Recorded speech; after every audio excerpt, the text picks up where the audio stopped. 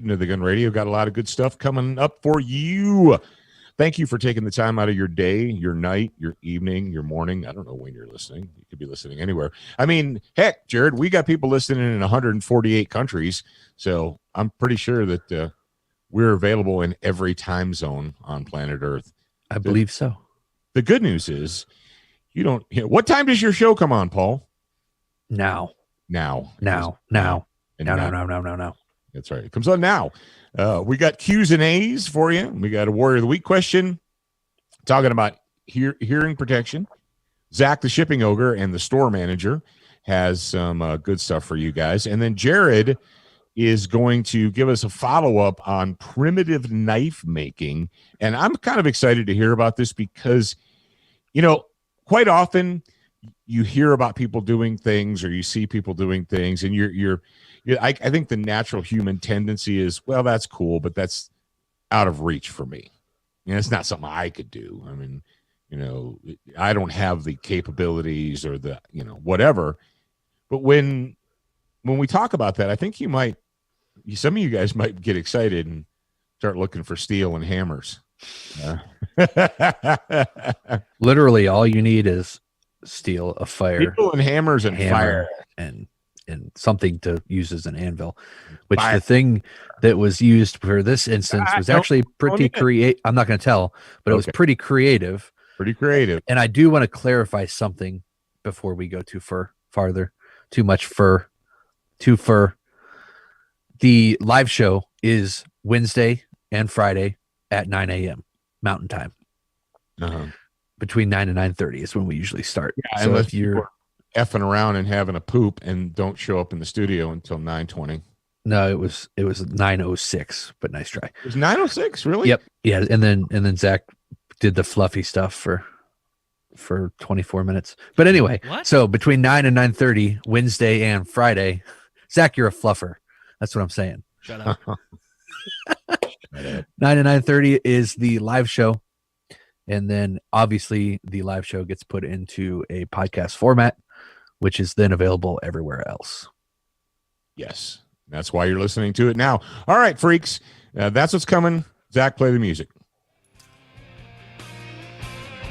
Stand by for education, enlightenment, enjoyment, and entertainment. He's not here to talk about your feelings. He's not here to say what you want to hear. He's here to say what needs to be said. Ladies and gentlemen, and children of all ages, please welcome your host, the pimp hand of America, Professor Paul Markle. Yes, indeedy do. Yes, indeedy do. So if you're watching live right now on one of the various platforms that we are on, go ahead and put a question in if you have one. If you don't, we'll just keep it to yourself then. Also, for those of you who are making the switch to Parler, Parler, we have a Student of the Gun channel on Parler. It's Student of the Gun LLC because some douche jumped in before us and created a student calling himself a Student of the Gun. We should sue him. He is. Everybody that's listening is a Student of the Gun. I reached out to see who it is, if we can have our name back. This is just some random person, some rando. Yeah. No, I don't know. It might be a listener. I can't tell from the picture. Okay. And they might be listening right now. They're like, hey, man, it's me.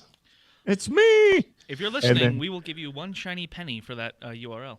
That's right. And we also have, there's also a Paul Markle one, too.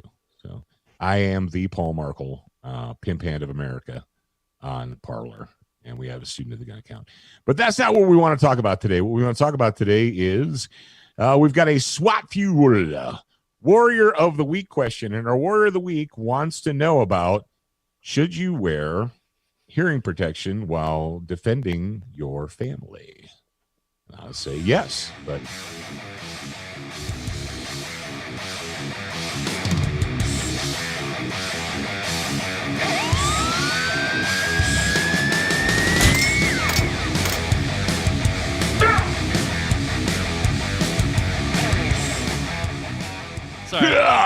Sorry, I thought that was a transition.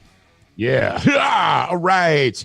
Hey, Jared, remind me. I know where all the combat glockenspiel and stuff comes from in that one, but who did the guitar riff for that? Do you remember? You recall? We should know because we got licensing. Wait, was that the SWAT fuel? Yeah. SWAT fuel made that video. Wait, no, I don't know. No, we made the video. Huh? Was Hey, it no. our buddies MR or PE? That's a good question. Huh. I think that was MR. Yeah. Maybe. No, I don't think. No, I don't know who it was. Oh, speaking of Pop Evil, on Friday the 13th, they dropped a brand new single called "I Could Breathe." It's called "Breathe Again." Yep. "Breathe Again" by Pop Evil. It's a brand new single, and if you haven't checked it out, you should because they're good dudes and they make good music, and we like them, and they're our friends. So there you go. Yep, "Breathe Again" by Pop Evil, a new single that just dropped for immediate download, whatever, all the different things, all those. Did you give instructions on how to be the word of the week? No, we did not do that. So go ahead and do that. Okay.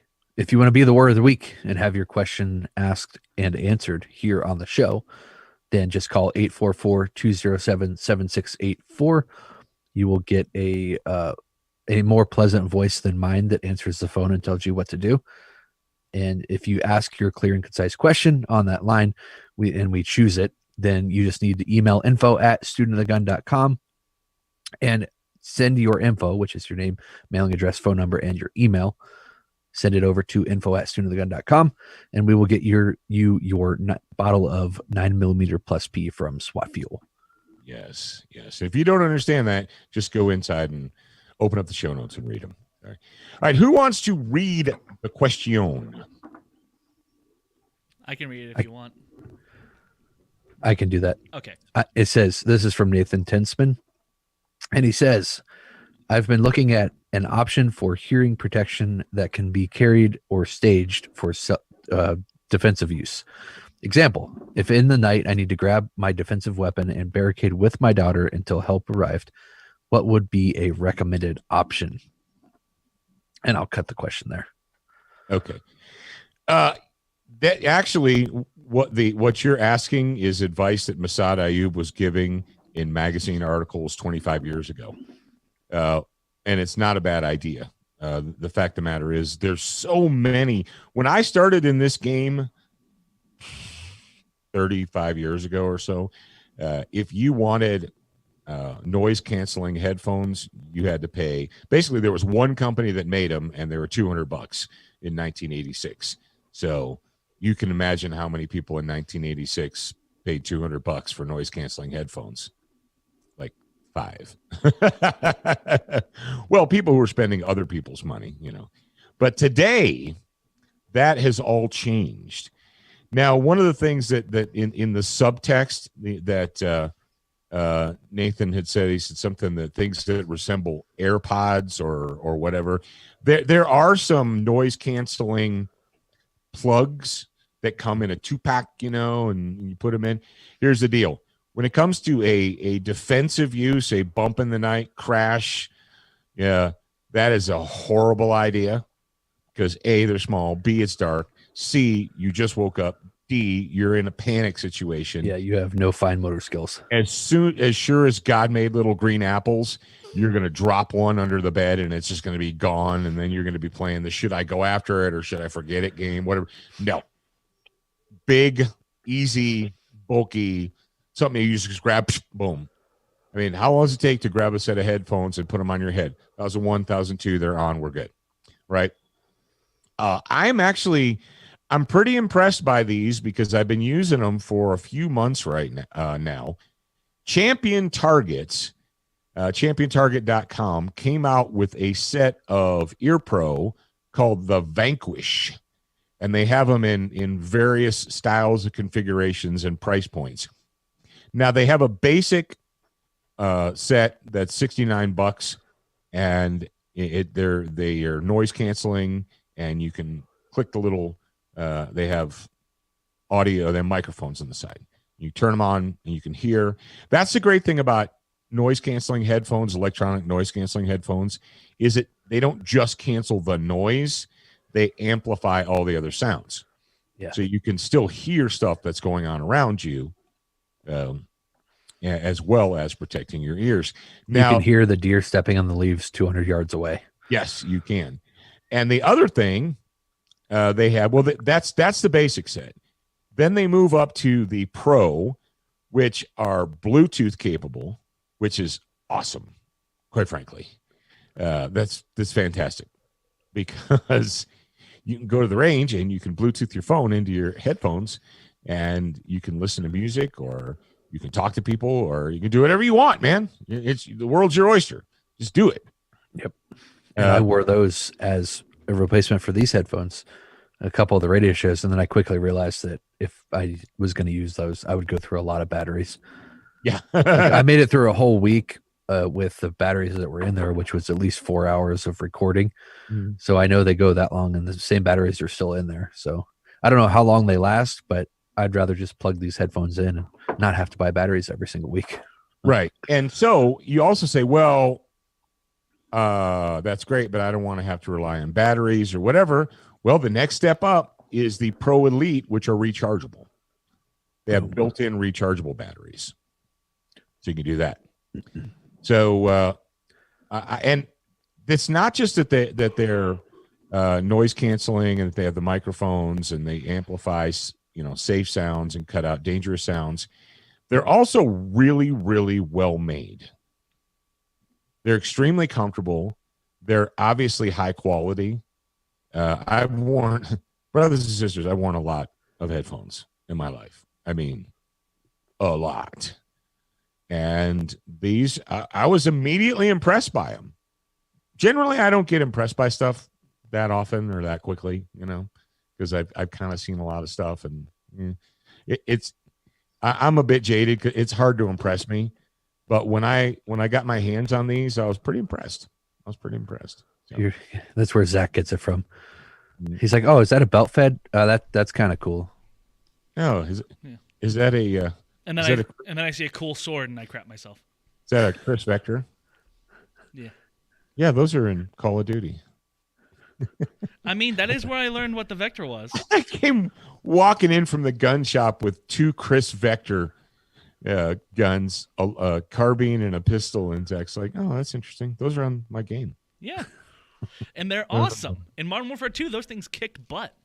They do. And I think they life, changed too. the name, though. They called them something else. They called them like a VX or something No, that. I think until the second Black Ops, they actually got all the names for the actual guns, for the most They part. licensed the names and they started. Like, I remember it was called the Vector. You know what? I wish I had gotten my hands. It's too late now because there's no way in God's green earth I'm paying $2,500 for a semi-automatic anything. I'm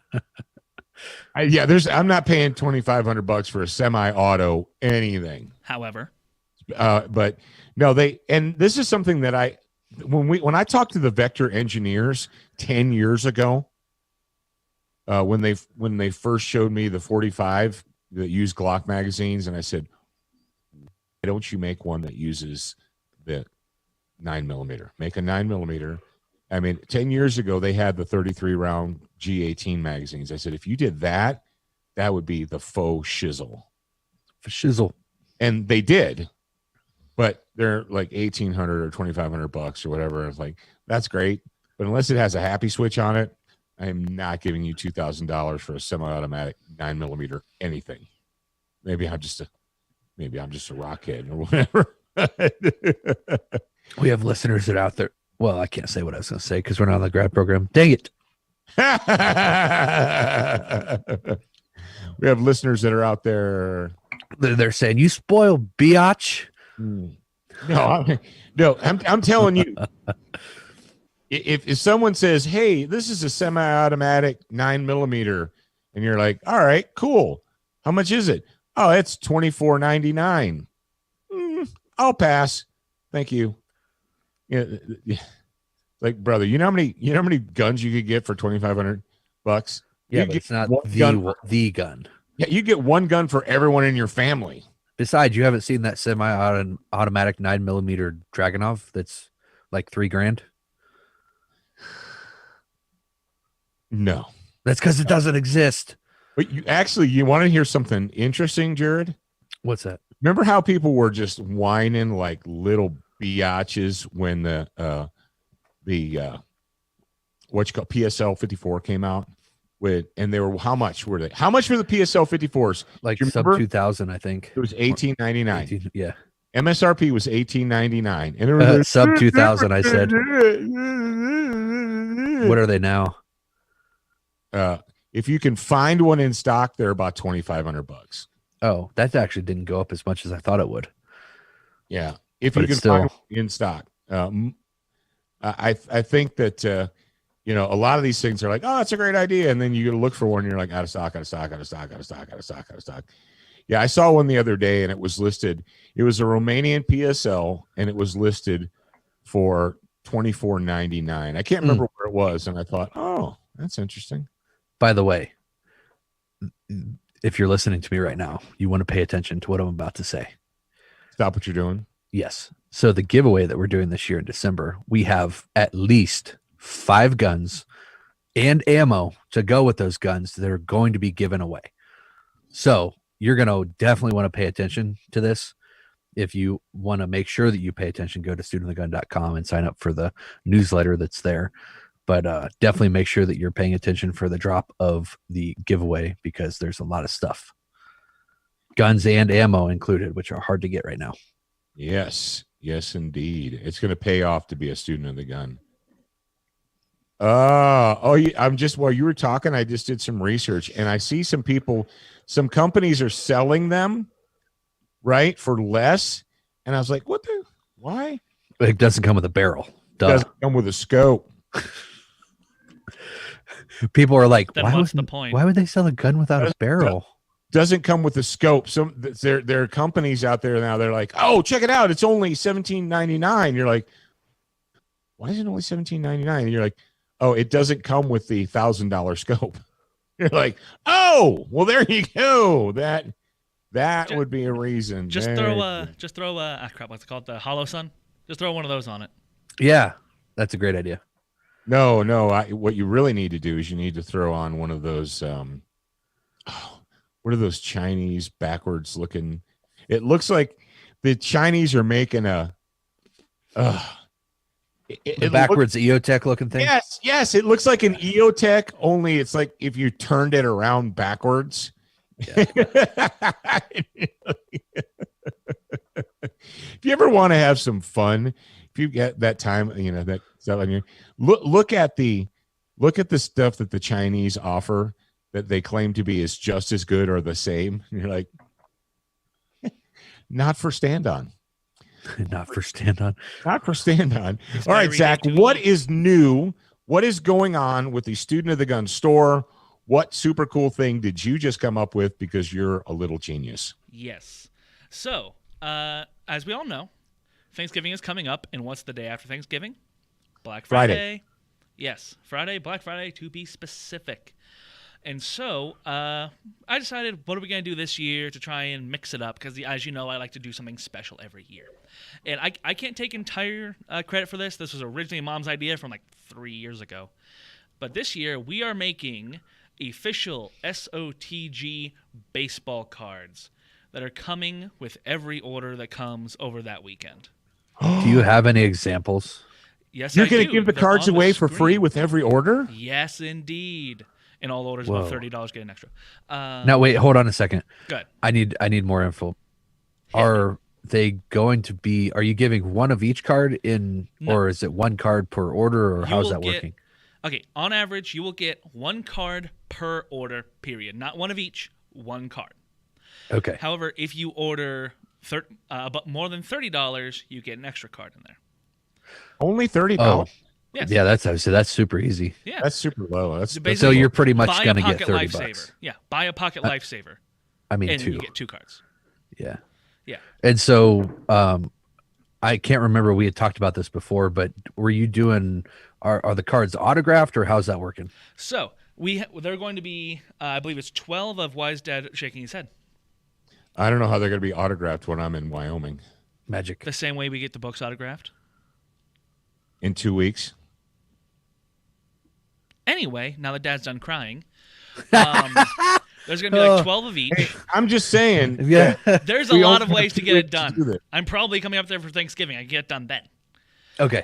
Anyway, There's going to be 12 of each, and 2 of each are going to be signed. So there'll be 10 go out that are not autographed, and 2 of each that will be autographed. So they'll be special. And better than that, I'm going to put the graphic back up. You see there on the right side, you got the super special, super sexy pimp hand card. Oh, right? You've like already got the graphic done and everything. Yeah. Oh, yeah, I did that while we were waiting for you to come in. Wow, you're prepared. Yeah, I'm the greatest. And there are only 5 of those total. And 1 will be autographed.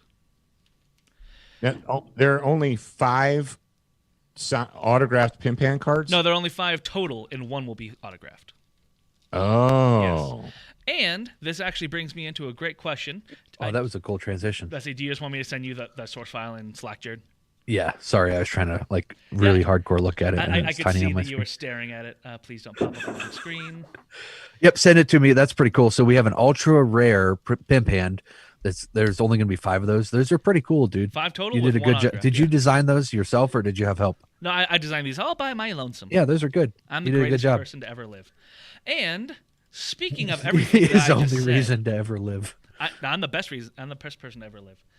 Anyway, and on top of all that, as we know, how has it long been? 4 or 5 years that we've been doing the Black Friday box? Yep. Well, yeah, about 4 years. That's coming back this year, obviously, because I like doing it. And with the Black Friday box, you will be receiving one of every baseball card. If you receive the Black Friday box. If you win the Black Friday box. You will get one of all of them. So you will get the full set. So how do you do that? Is that just, I don't remember how that works. Black Friday box is you place an order on shop.SOTG.com that weekend, and if I feel like it, I might give you a bunch of extra stuff. So does that go through Cyber Monday as well, or is it just Black Friday and you pick the thing on Monday? I mean, Cyber Monday is all digital stuff, so I'm not going to send you a box for a digital order. Okay. So you have to order Friday, Saturday, or Sunday. Yeah, Friday, Saturday, Sunday. You got 3 days. Sweet. Yep. So that's pretty cool. Anything else that needs clarified, you guys think? No, I think we're confusing. The more information we give the audience, the more confused they get. Exactly. They can pause it and go back and rewind it. But yeah. Quick little wrap up. Go ahead. I just wanted to say something, and now I don't remember what it was. So. Ultra rare pimp hand. Pooh, there it goes. I'm done talking. All right. You still want to remind people to join the Facebook group? Nope. I'll do that next time because that was a lot of promotion for the Black Friday thing. Yep. All right, everybody. We're going to get into the primitive knife making, but before we do that, we're going to thank our good friends at Duracoat.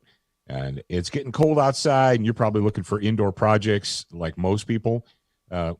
Duracoat a gun or 2 or 3 or whatever. Go to DuracoatFirearmFinishes.com because life is too short to have an ugly gun. That's right. It's too short to have an ugly gun. Crossbreed Holsters want you to be dangerous on demand.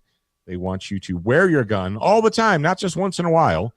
And what they've done for you is they've created the most comfortable, highest quality in the waistband holster you're ever going to buy, plus a chest rig, outside the waistband, belts, accessories, all that stuff.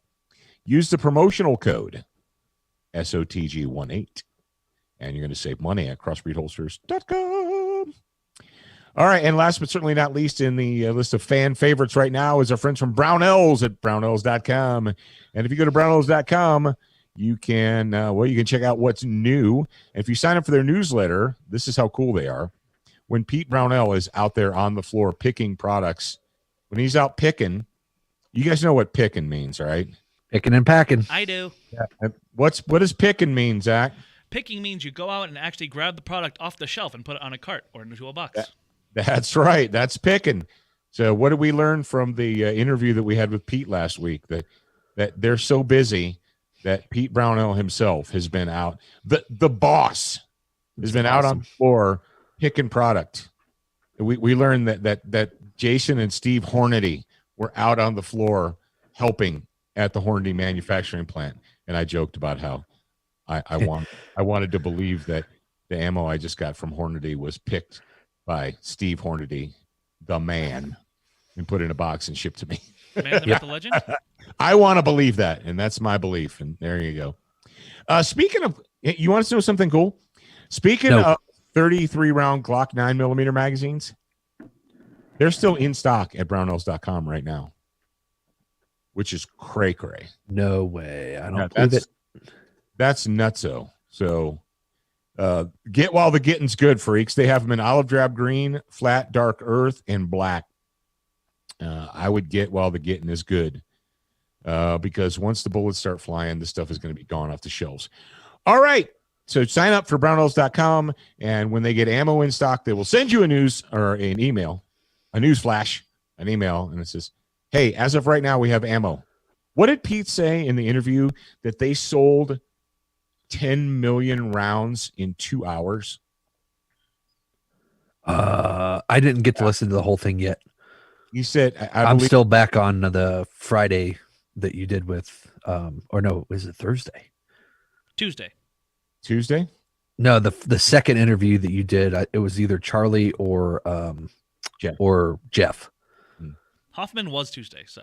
Yeah. Okay. So yeah. So Pete said they got a shipment, truck pulls up, ammo. They put it on the website. 2 hours later, 10 million rounds is sold. Gone. Those are rookie numbers. Poof. Those are rookie numbers. All right, Zach, tell everybody what they need to do. Attention, new listeners. We produced a complimentary online training course called 7 Training Tips That Could Save Your Life. Get instant access by joining the Student Lounge for free at studentofthegun.com. Do you watch Student of the Gun TV, read the blog, and follow us on Facebook? If you answered no to any of these questions, you are wrong, but you can easily fix yourself. Go to studentofthegun.com to find everything SOTG.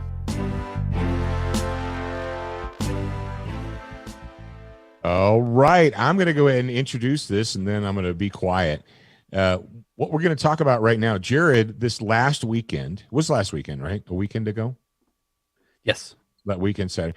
Jared participated in a primitive knife making class that was put on by Nate Summers. Nathan Summers is also known as, his internet handle is Nate the Blade Maker.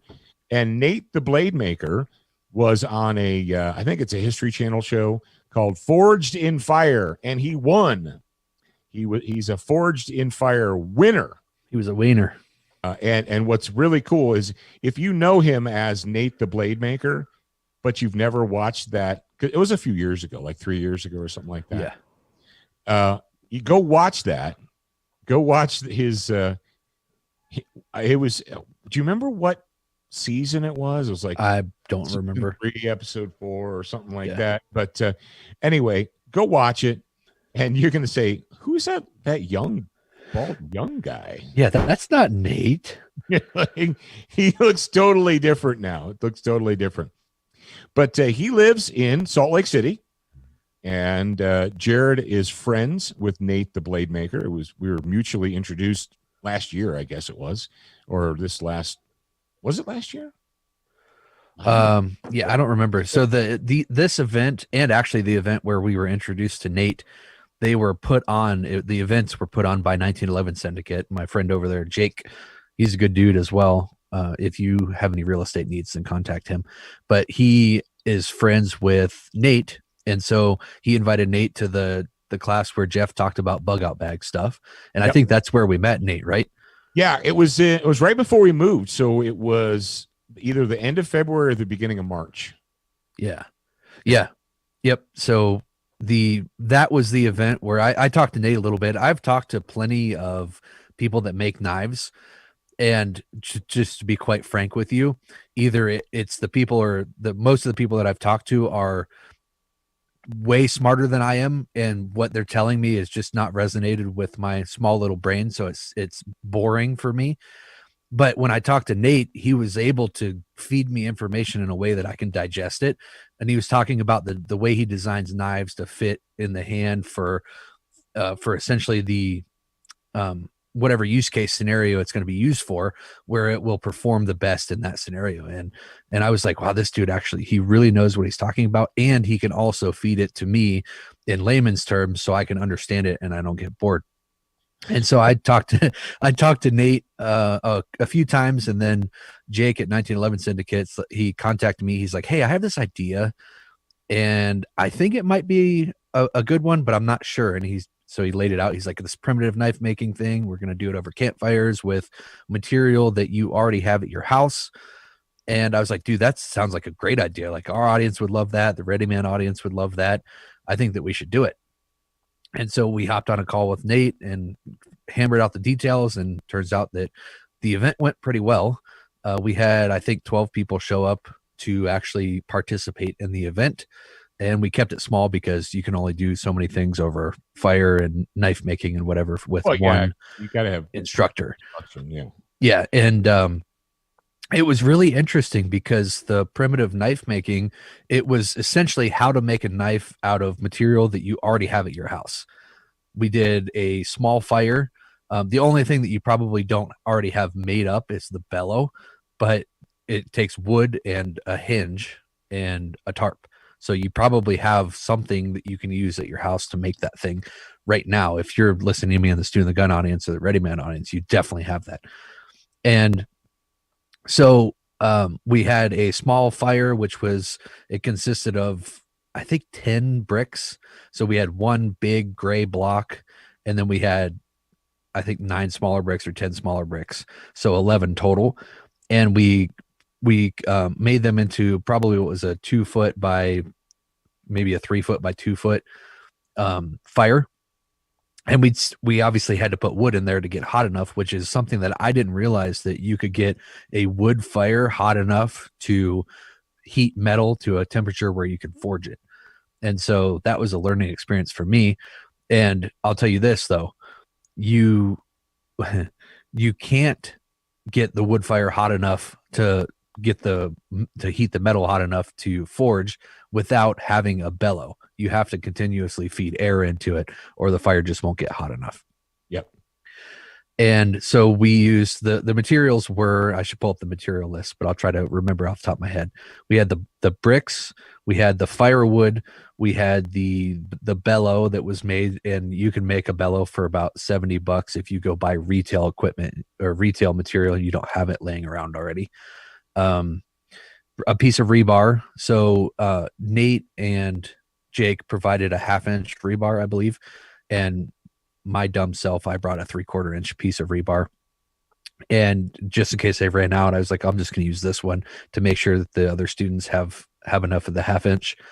And I was able to make a knife out of the 3/4 inch rebar, but it took me a little bit longer than the 1/2 inch, obviously. And so we had the rebar, the bricks, the wood, the bellow, hammer, and some 2x4s. And the way that you're probably wondering, like, how do you actually, what would you use for an anvil? How do you actually forge this thing? It was pretty cool. We took a sledgehammer, and so I brought a 12-pound sledgehammer. Nate says that he recommends a 20-pound sledgehammer because I went bigger face. Yep. Yeah. Bigger face, and it's heavier so that when you're hammering on it, it doesn't move as well or as easy. But I went to the local shops around here, the big box stores, and even a couple smaller places, and I could not find a 20-pound hammer. I'd probably have to go to like a forging shop or something. I don't really know where I would go to. Go online, like Ace Hardware or something like that. Well, even the Ace didn't have a 20-pound. I think they were sold out of them. But knives. What's that? Because everybody's out making knives. Yeah. But so you took the sledgehammer, and we took a ratchet strap and we strapped it to the boards, and that then made an anvil that you could use to actually forge the rebar into a knife, which was really cool. Because that was like the piece for me that I was like, well, how are we going to do this? And then we got there and he showed us. I was like, oh man, that's really smart. It's like, you know what you're doing or something. But so we had that, the rebar. I think I covered all the materials, and it took us about, I'd say, 3 hours. The stream went for 3 hours and 45 minutes, but I think it took us, if we were going to do it without any instruction, it would probably take 2 hours to make the knife, which is not that long. And see what else. I'm trying to think of what. Okay, so the once we get the knife forged, and then we took a file and we actually filed down the blade so obviously you have to make the blade sharp. Mhm. And you could do the fine tuning at some other time, but right there on the spot, we just got it decent enough to where we could actually whittle some wood or take care of whatever job we needed to do. And so we did that. And then the way that you break the knife off the rebar, because the rebar piece is a few feet, the knife is only about 6 to 8 inches. And so when you're forging it, you forge out the blade, and then a little bit further back on the handle, you make it really thin so that after you harden the metal, then you can actually just snap the knife off of the rebar handle. And that was another thing that I learned, is that you can actually harden rebar.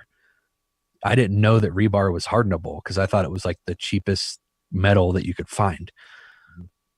And those of you that are interested, we streamed it, and the stream is kind of choppy from time to time because we were at the Wasatch Wing and Clay, and the service is kind of spotty out there.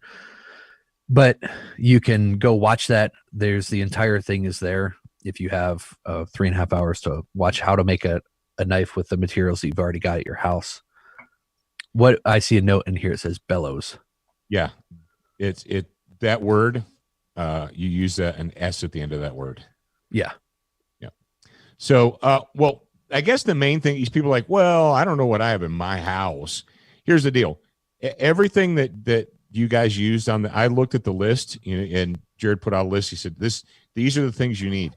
You could go into any hardware store in America and get those. You don't have to go to a specialty shop. You don't have to go to a blacksmith shop. And that was when I saw that you guys were going to do this, because I had no idea what was going to happen and what the process was. And my first thought was, where are they going to get an anvil, or what are they going to use as an anvil? Yep. Because I'm guessing the average person doesn't have a blacksmith's anvil, staked down onto a wooden log, onto a stump in their house, right? And also anvils are pretty hard to find. They're hard to find, and they're not cheap. So, that was my thought. It's like, what are they going to, you got to use an anvil, because you got to smack this thing against something.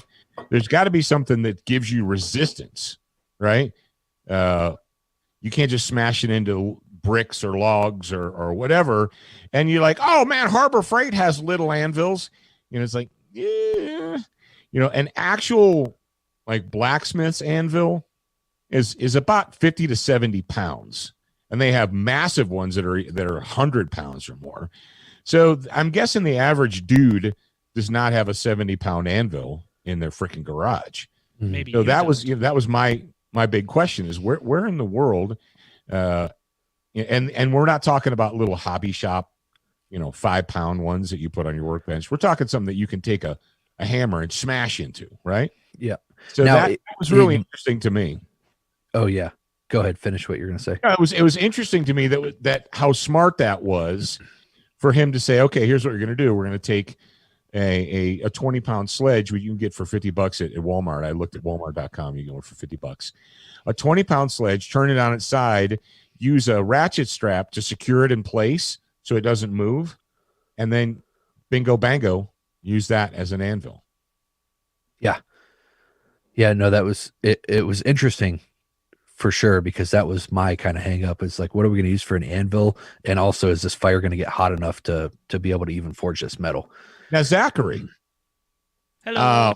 Do you go when you went to 4-H camp and you did the living history and you made the knives?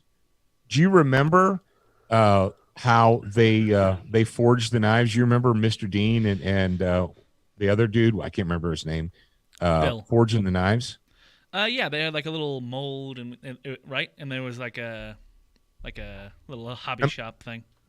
Well, I mean the fire. Oh Do you yeah, remember they had like fire? a little, it's like a little. I want to say grill, but that's Like the wrong word. A propane torch type thing? No. Actually, what they had Yeah. was it had a stand, and it was filled with, it was basically with brick, Yeah. and in the center, you put in your coals. Yep. They would fill it with coal, light it, and now their bellows was actually a hand crank. Yeah. It was a hand crank bellows. So they stuck the nozzle, essentially the air nozzle, up underneath it, and they would just sit back there and they would hand crank it and just force air onto it till those things got super red hot. Oh yeah. And put the metal in, and you can see the metal, changing color, getting orange. Yeah. But there are I don't know how much a hand crank bellows is, but couple dollars. A full size anvil, 275 pounds, is $1,841. Oh, only I did not know that. Yeah, I saw your face like, whoa. I was like, he just clicked on the link, didn't he? I was like, holy crap! I didn't know, because I'm an is- amateur. is- It's not like I've done this a while. It But is something, $1,841.75. yeah, and 75 cents. That 75 Ship's cents is free very though. important. Oh, thank goodness. So one thing that you could do, if you have a heavy or cast iron vise in your garage, most of them have a flat space on them that you could use as an anvil type deal.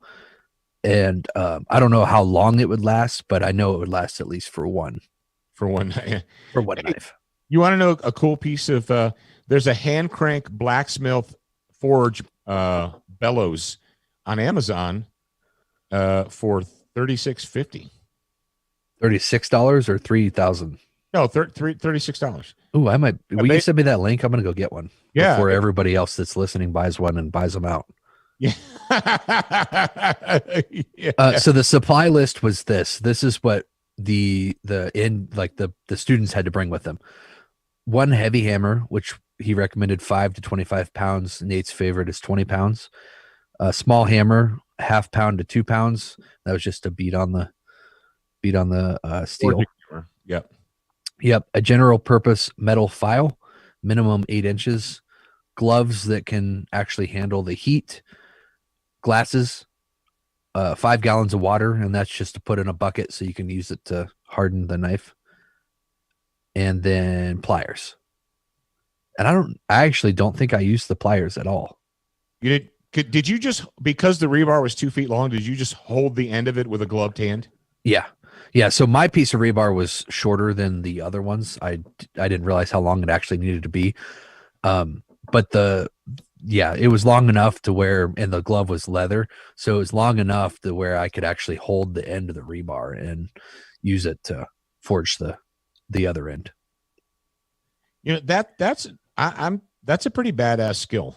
I'm really impressed by that. I think that's pretty cool. So, ladies and gentlemen, if you're in the Salt Lake Valley, and something that's very interesting, Jared, I looked up Nate the Blade Maker, and Nate the Blade Maker, he makes, if you guys haven't checked him out, he makes some really good stuff, some high quality stuff, and he makes it by hand, and handmade knives are not cheap.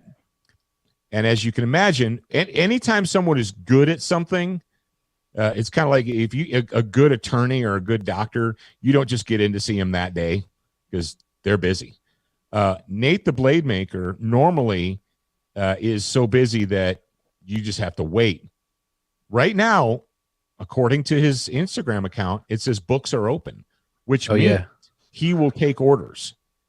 And it's, if you want one of his Gucci knives, I mean, really nice handmade knives, now is the time, because once he gets so many orders, he just closes the books and says, hey, come back next time. Yep. So right now, according to, like I said, his site, it said books are open. So if you want to check that guy out, he's a good dude, good friend of the show, and his name's Nate Summers, and he's a bladesmith, and so check him out. His handle is Nate the Blade Maker, and that's the easiest way to find him. Yeah, I highly recommend. He made the knife, my EDC knife, and if you have a chance to get something from him, go do it, because he does great work. Yeah. So for sure. Zach, where does that put us on time, brother? It puts us at about 44 minutes. Right, about 44 minutes. All right, ladies and gentlemen. Wait, hold on. We have a question here. Oh, okay. I saw it somewhere. Where did it go, Zach? Oh, here it is. Did you test the knife trying to bend it or anything? Yes. So when you break the knife off of the rebar, you actually just, stick it into something where we use the hammer as a fulcrum, and we just bent it up. And so the knife didn't bend or break, but the part that we had forged thin enough to do so broke. Yeah, it's really hard. Yeah. Well, and so your total investment, let's say if you have a a well-appointed workshop or garage, your investment essentially is just your time. I mean, and a piece of rebar. What does a 2-foot piece of 1/2-inch rebar cost? A couple bucks. Yeah, like $3, Yeah. which Nate thinks is too expensive, by the way. He's like, these things were like $2.50, which in my opinion is too expensive because of the quality of metal. So we had 12 students there. We charged $40 a student so that we could cover costs on the equipment, which is total of $480. So you're looking at about $40 worth of just for everything that we had to provide. Yeah. So if you're going to do this at home and you have a well-appointed workshop, essentially, and did you use special wood, or did you just use basically pine logs or piece of 2x4? I don't remember what kind of wood it was, but it was just a truckload of general purpose wood that he went and picked up. It wasn't anything special. Yeah. Yeah. And Zach, when you did knife forging, I'm pretty sure they used charcoal. Did they? Yeah.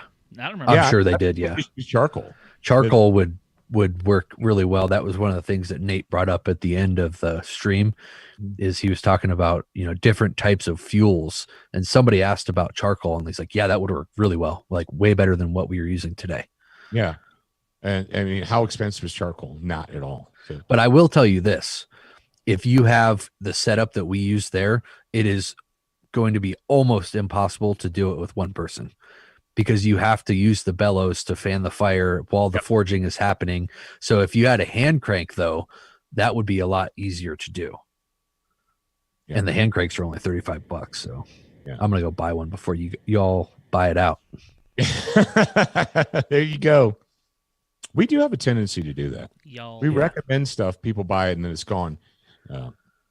All right. Thank you guys for joining us today. I hope you had a good time.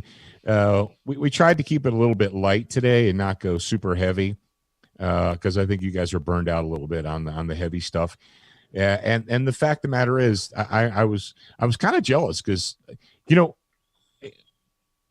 what I said at the very beginning, when you hear about people doing stuff and you think, that's probably beyond my capabilities, I don't have the skill or whatever, but then you see it done, and oh, I'm a smart guy. I could probably learn how to do that. I mean, I could do that. So if that's something that you're interested in, maybe they're willing to do another one or pay attention. Yeah.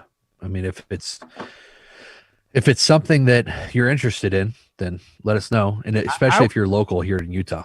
I was impressed by the price tag.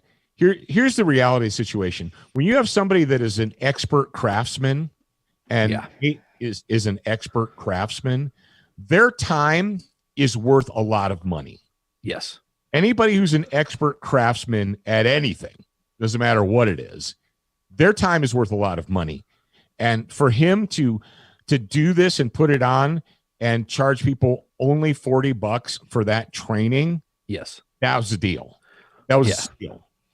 I mean, you're literally you're being coached and taught by somebody who is, one of the top people in their trade. Yeah. And that is worth money. That is worth money. All right. Wednesday, there's a new bill floating around it, and it is the anti-mob violence, or we're just going to call it the Fight Back Bill. The Fight Back Bill. Hey, Bill, you should fight back. The Fight Back Bill. We're going to talk about that. We got a Brown Nose Bullet Points, a Student at Homeroom, and more good stuff. And we also are going to answer a what if. What if? What if what? Well, tune in Wednesday and find out, and I'll tell you what if. All right, kids, remember, you're a beginner once, a student for life. We appreciate your reviews. If you haven't left a review or updated yours recently, head on over to Facebook, iTunes, Stitcher, iHeartRadio, or your favorite podcast player to voice your opinion. Don't forget to join us at the Student Lounge, a place for like-minded individuals to learn, connect, and support each other. No chicanery will be tolerated. Remember to check studentofthegun.com daily for new, free content and giveaways. Watch, listen, read, shop, and connect at studentofthegun.com. Are you a social butterfly? Connect with us on Instagram, Facebook, and Twitter for new content each and every day at Student of the Gun. Watch Student of the Gun TV and videos from our trusted partners on Roku, Apple TV, Amazon Fire TV, Chromecast, and even AirPlay. Go to studentofthegun.com for direct links, and remember, you're a beginner once, a student for life.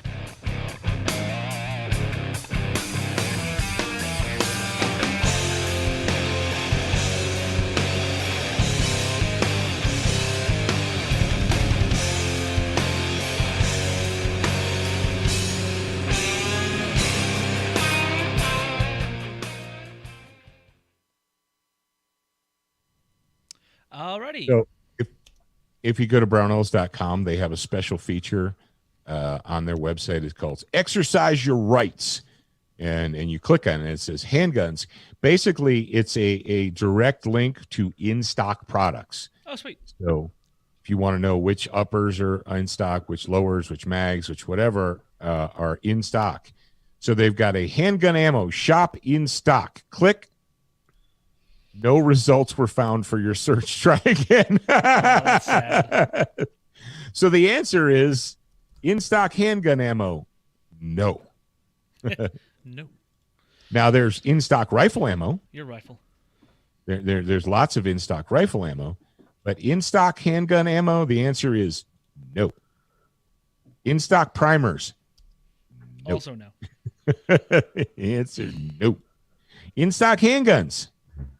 Aha! You can get a Ruger PC Charger for $649. 49. Yes. 99. $999. Season 4, episode 17 is the answer. Jared, your audio went back to shit again.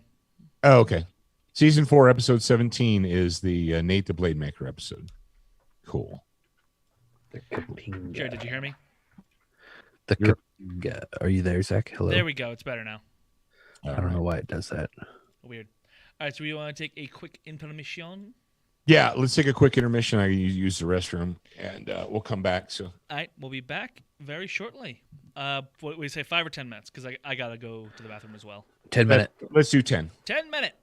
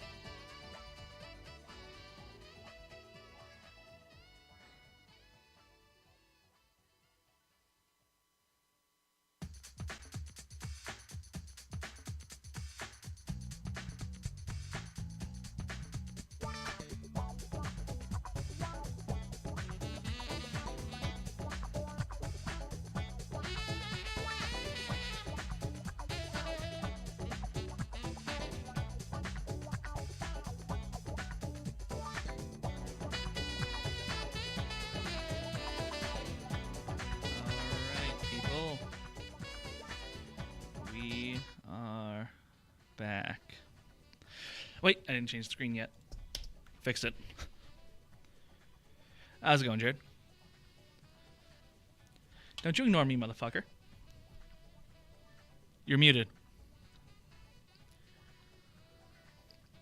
There we go. There you are. How it goes. That goes aight. I mean, at least for me. I don't know about the other people. Turn that off. Refresh. Alrighty. Surprised that's not back yet. He's usually pretty prompt. Baseball bat? What about baseball bats? I was just trying to zoom in on this picture, but I can't. Yeah, because they're baseball cards. At least that's how I modeled them, you know. Then No. everyone got all uppity about personal information. What? What? What'd you say? I said I modeled them after baseball cards, but then everybody got all uppity about personal information, so Oh, I lost a lot of the baseball card feel. everybody did? Well, I mean, I think you and Dad both said something. I didn't. You didn't I say don't anything? care. My shit's all over on the internet. Yeah. Yeah, it's like, I don't want my birthday out there. It's like for the last 7 years, we talk about your birthday on the radio. Or 8, 9, 20? How many years have we been doing radio? Almost 8, right? 8. Well, no, 7.5. It'll be 8 in March. Yeah. So yeah, essentially 8, because rounding up and all that. We've been talking about when your birthday is for the last 8 years. I think people 8, probably know. yeah. But whatever. Off to buy my bellows. Okay, Francis, have fun. He's probably gone by now. He made a comment on the Facebook a while ago. I need Nickelodeon. to go buy this little dealio. Yeah. Speaking of going by places, I need to run some stuff to Jeff. Wait, also- hold on. Aren't we live? Yes. Cool. Should I take us off live? I don't know. I mean, I know what I'm going to say. oh, Don't this worry. is pretty cool. But I was going. Can I say my thing now? Nope, you're not allowed. Ever. All right. I'm gonna run some stuff, Jeff, down. Run some stuff down to Jeff this weekend. Up. And fuck you. I'm gonna run some stuff direction to Jeff this weekend. And while I'm doing that, I'm going to come by your house, and you're going to autograph a couple of these cards for me, and also give you your card. Okay, can you bring that table with you? I can try. Okay. All right. I want to start moving the stuff out of that area to here, Yeah, I'm having a but little I bit of don't really problem. have something that I can. I guess I could do a trailer, but I Yeah. don't have one on hand. Yeah, unfortunately, I'm having a bit of a problem with my security system, being that every time I try to set it up, it gives me like a 401 error on the page, and I can't set it up, and they can't tell me why. So, Turds. yeah. I could just get a Simply Safe and install my own, but that seems kind of redundant. Redundancy is good. Any hooser. Dad's back, you're back, I'm back, everyone's back. Life is great.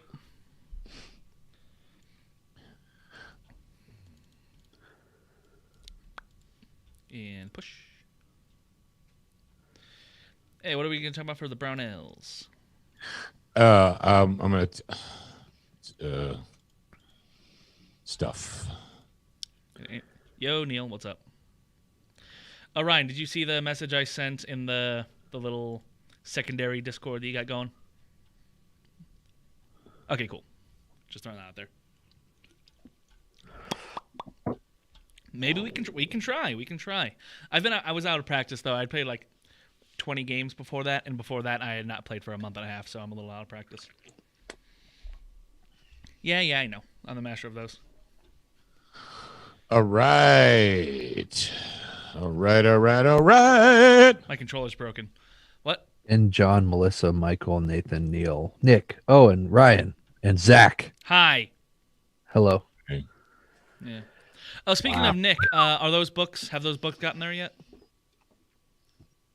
Who, Nick Orr? Has Nick gotten his Piper books yet? No. Damn it. No. Thought he did. Let me check. Let me ask him. I'll send him a message. Send him a massage.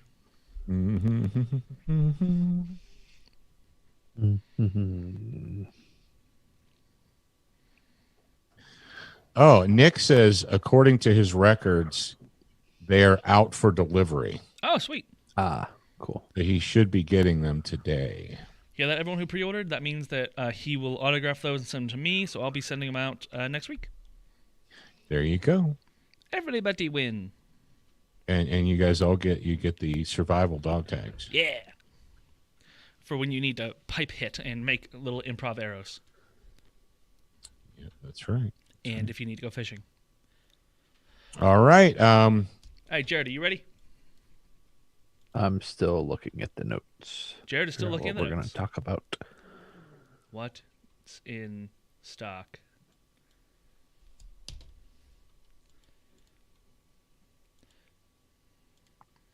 What if? Should I just read out all the notes before we start the show? Oh yeah, I know. I'm pretty sure the pre-orders are still technically open, aren't they? But yeah, it should be there. Yeah, should have made it in time. Oh, FYI, for those Hi. of you that are live, I believe that there are only 50% of the seats open for the class.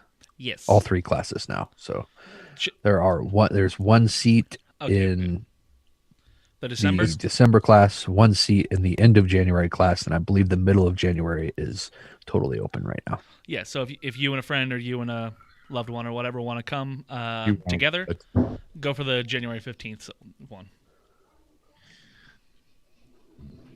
But it's right now. This is the only people that are aware of this and that have that information are the grad program. Yes. Oh right, we're not only in the grad program. Well, whatever. Oh, we're not. Yeah, remember we're Oops. public. Well, now they know. That's fine. They don't know how to get to it. Yeah, that's a good point. If you were in the grad Grad program, program. then Go you to, would know or if you want exactly to get what it, we're go to talking about. getsotg.com. Oh, I hit the wrong button. All right. Good point. We're There you ready to do Wednesday. go. Ow. Jared, are you ready to do Wednesday? Yep. Yeah, there's not really any notes that There's. are of. I mean, there are topics, but there's nothing to research. So. Oh, okay, well there we go. All right. Hopefully that buzz wasn't anything important. Oh, there is a link right here. Hold on. Me. All right, holding on. I'll check what that was. Oh, it's a text message. I wonder who it's from. Oh, it's from Mom. Mom likes her baseball card. Good.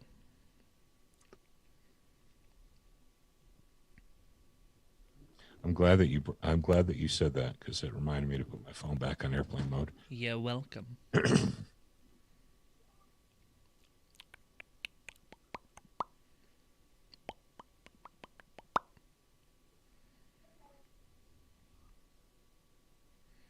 Are we ready? I'm ready. We're waiting on Jared to finish his research. So we'll go when Jared says he's ready. Just reading. Okay. I don't like the first time I read something to be on the actual show. Your microphone broke again. What is it? How do you know when it does that? Because you end up sounding like this. What's funny because it doesn't change in my ears. Yeah, but obviously something changes because Jared goes into the settings and is like, oh, there it is, and he clicks it. No, nothing changes. I just click it back and then click it back again. So, Yeah. Dad, do I sound the same for you? Yeah, you sound the same for me. Oh, okay. So I don't know what it is then because Yeah. nothing has changed on my end. I don't know. All I know is I'm the one recording, and when you suddenly sound like this, that's not good for the radio show. Okay. Yeah. Which that is weird. Are we live right now on the Facebooks? We are live on both Facebooks, YouTube, and Discord. YouTube. Is that Okay. still a thing? Yes. Parler hasn't gotten their restream integration yet, so. Or have they? They haven't. I know they haven't.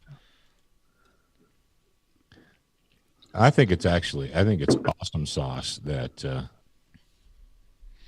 that people are finally fighting back against these big companies. Yeah. They're like, well, we'll do whatever we want. Say, okay, well, we'll take 250,000 viewers away from you. They don't. Keep doing whatever you want. Yeah, eventually you take enough users away, and it will hurt them. Take enough users away, and eventually it will hurt them, and Oh, they'll well, have. Yeah. By the way, to everyone that's listening, this won't be on the radio show, obviously, but hey, we've got a parlor that people have been asking about, and we also have a MeWe. MeWe. So yeah, we also have a TikTok that Jared made me make. Okay, hold on. Ah! Hold on. Everybody needs to shh for a second so I can listen to this on the other end. Okay.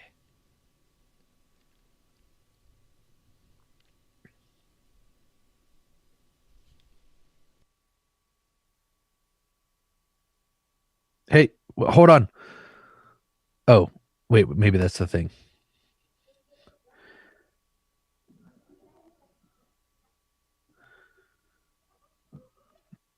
Okay, now I'm going to go change this back and listen again. Now, hold on.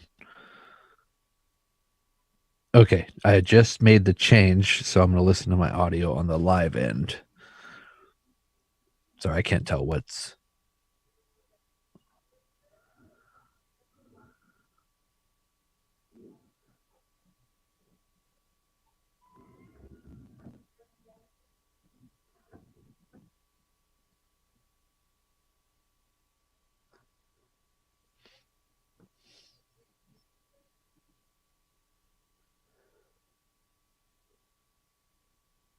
Okay, you're good. It didn't change at all on the live stream. Interesting. Okay. I hear Alex and the baby. Yeah, my soundproofing fell, so I need to hang it back up. Put it back. Go ahead.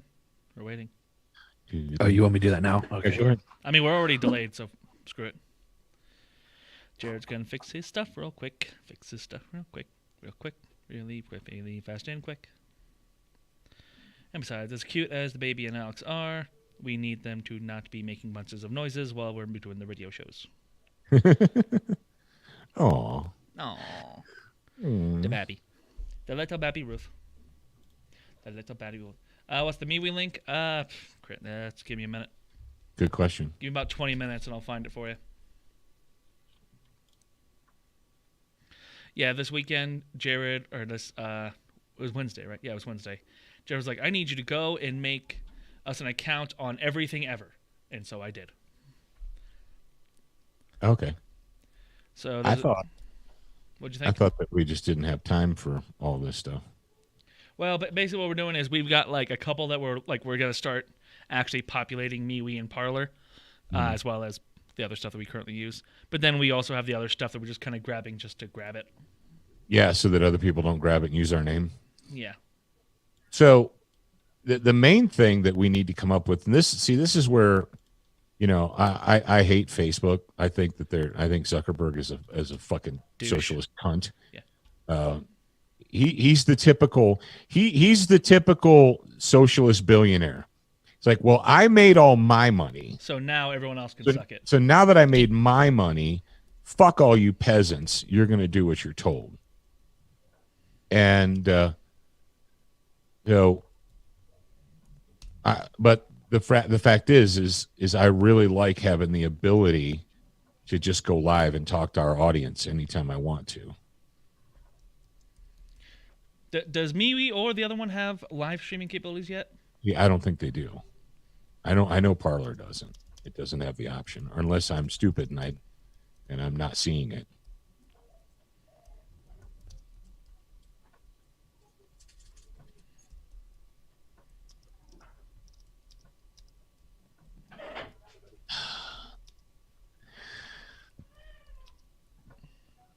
I hear a baby. Why would you stand up at a podium at a press conference with no one else around you? No one within 6 feet to your left, no one 6 feet to your right, no one 6 feet behind you, no one 6 feet in front of you.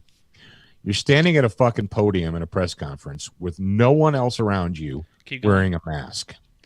For what's it called? Social Virtue signaling. Virtual signaling. That's it. Virtue signaling. Virtual signaling. Not virtual. I It's know. virtue. I'm being a douche. I do that intentionally for comedic effect. I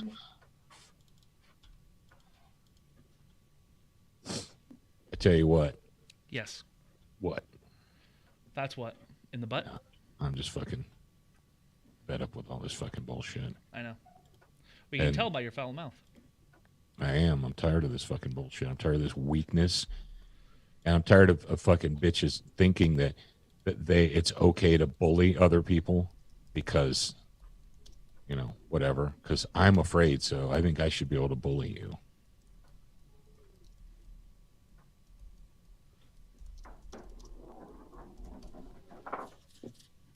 Hey, Wow, Troy's going to make anvils, man. He's got 125 feet, 120 foot of railroad rails. Oh, yeah, I saw that. There you go. Nope, guess who's back? Back again. All right. Welcome back. All right. All right. Are we ready to, for realsies, go back to being live? Bless you. For Rizzle. Wow, you're loud now. I just yelled. Well, that's fair. All right. Dad, are you ready to go back to being live for real this time? Mm-hmm. He was born ready. Exactly. All right. We're going to go back. Dad, go ahead and start us off for the real this time in 3, 2. All right, ladies and gentlemen and children of all ages, it's time for Wednesday's episode of Student of the Gun Radio. Today we're going to talk about the Fight Back Bill. The Fight Back Bill. Bill, why are you fighting back? No, not that. Not a bill person. A bill, like as in a bill that wants to be a law. And what if, question mark. We've got a Brownell's bullet points for you today, a Student of the Gun homeroom, and more, all kinds of goodness on Wednesday's episode of Student of the Gun Radio. Stand by for education, enlightenment, enjoyment, and entertainment. He's not here to talk about your feelings. He's not here to say what you want to hear. He's here to say what needs to be said. Ladies and gentlemen, and children of all ages, please welcome your host, the pimp hand of America, Professor Paul Markle. Yes, indeed. Yes, indeed. Now more than ever, you need Student of the Gun Radio. I think that's fair. I think that's a fair statement. I would say that at this time in history, more than any other time in history, you need Student of the Gun Radio. You need this to help maintain your mental sanity, to get you through the day, and that's what we're going to do. That's what we're going to do. That is my promise to you. I'm not going anywhere. I'm not going to give up. I'm not going to surrender. I'm not going to go live in a cave somewhere. I'm going to keep doing what it is that we do. And you know what's great, Jared, about being a seasoned Student of the Gun Radio listener? A lot of things, but I don't know what Everything. you're going to say. What's great about being a seasoned listener, someone who's been in the audience and paying attention for a while, none of this crap that's going on is a shock or surprise or unbelievable, because quite frankly, we've been talking about this. We've been warning you.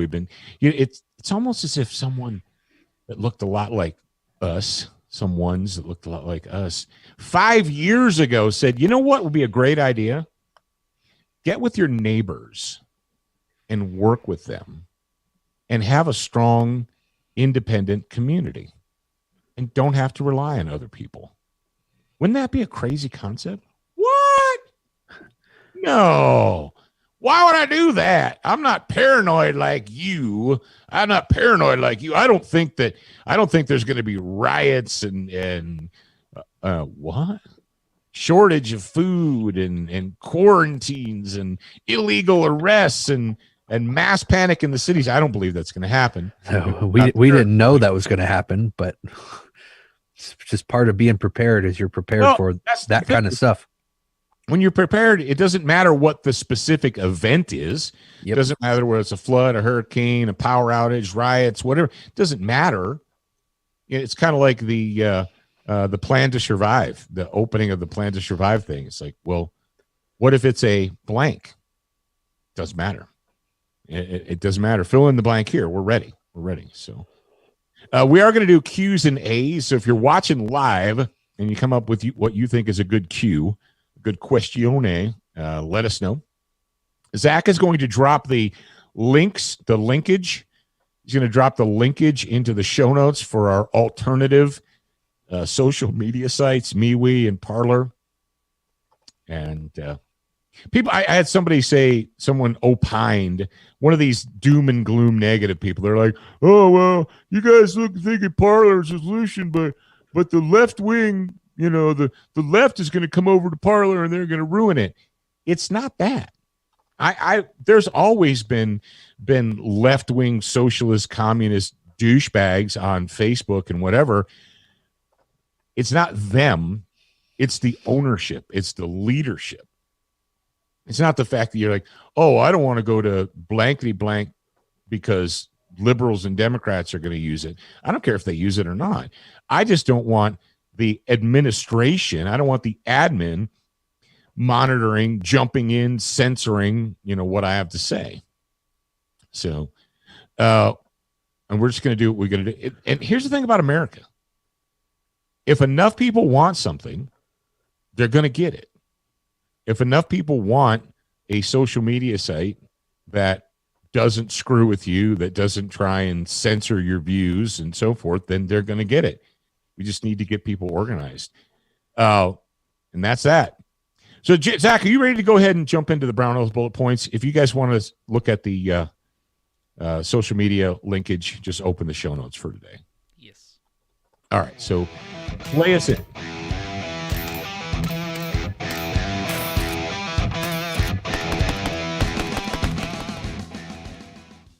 All right. What's in stock? What is in stock? I don't know what's in stock. In stock and on sale. Yeah, never mind. And on sale. Here's the deal. Go to brownells.com, click they've created a special page for you. It's called Exercise Your Rights, Know What's in Stock. You click it and you go there and it says, all right, here, I'm going to give you a hint. As I'm speaking the words into this microphone, the in-stock handgun ammo is not.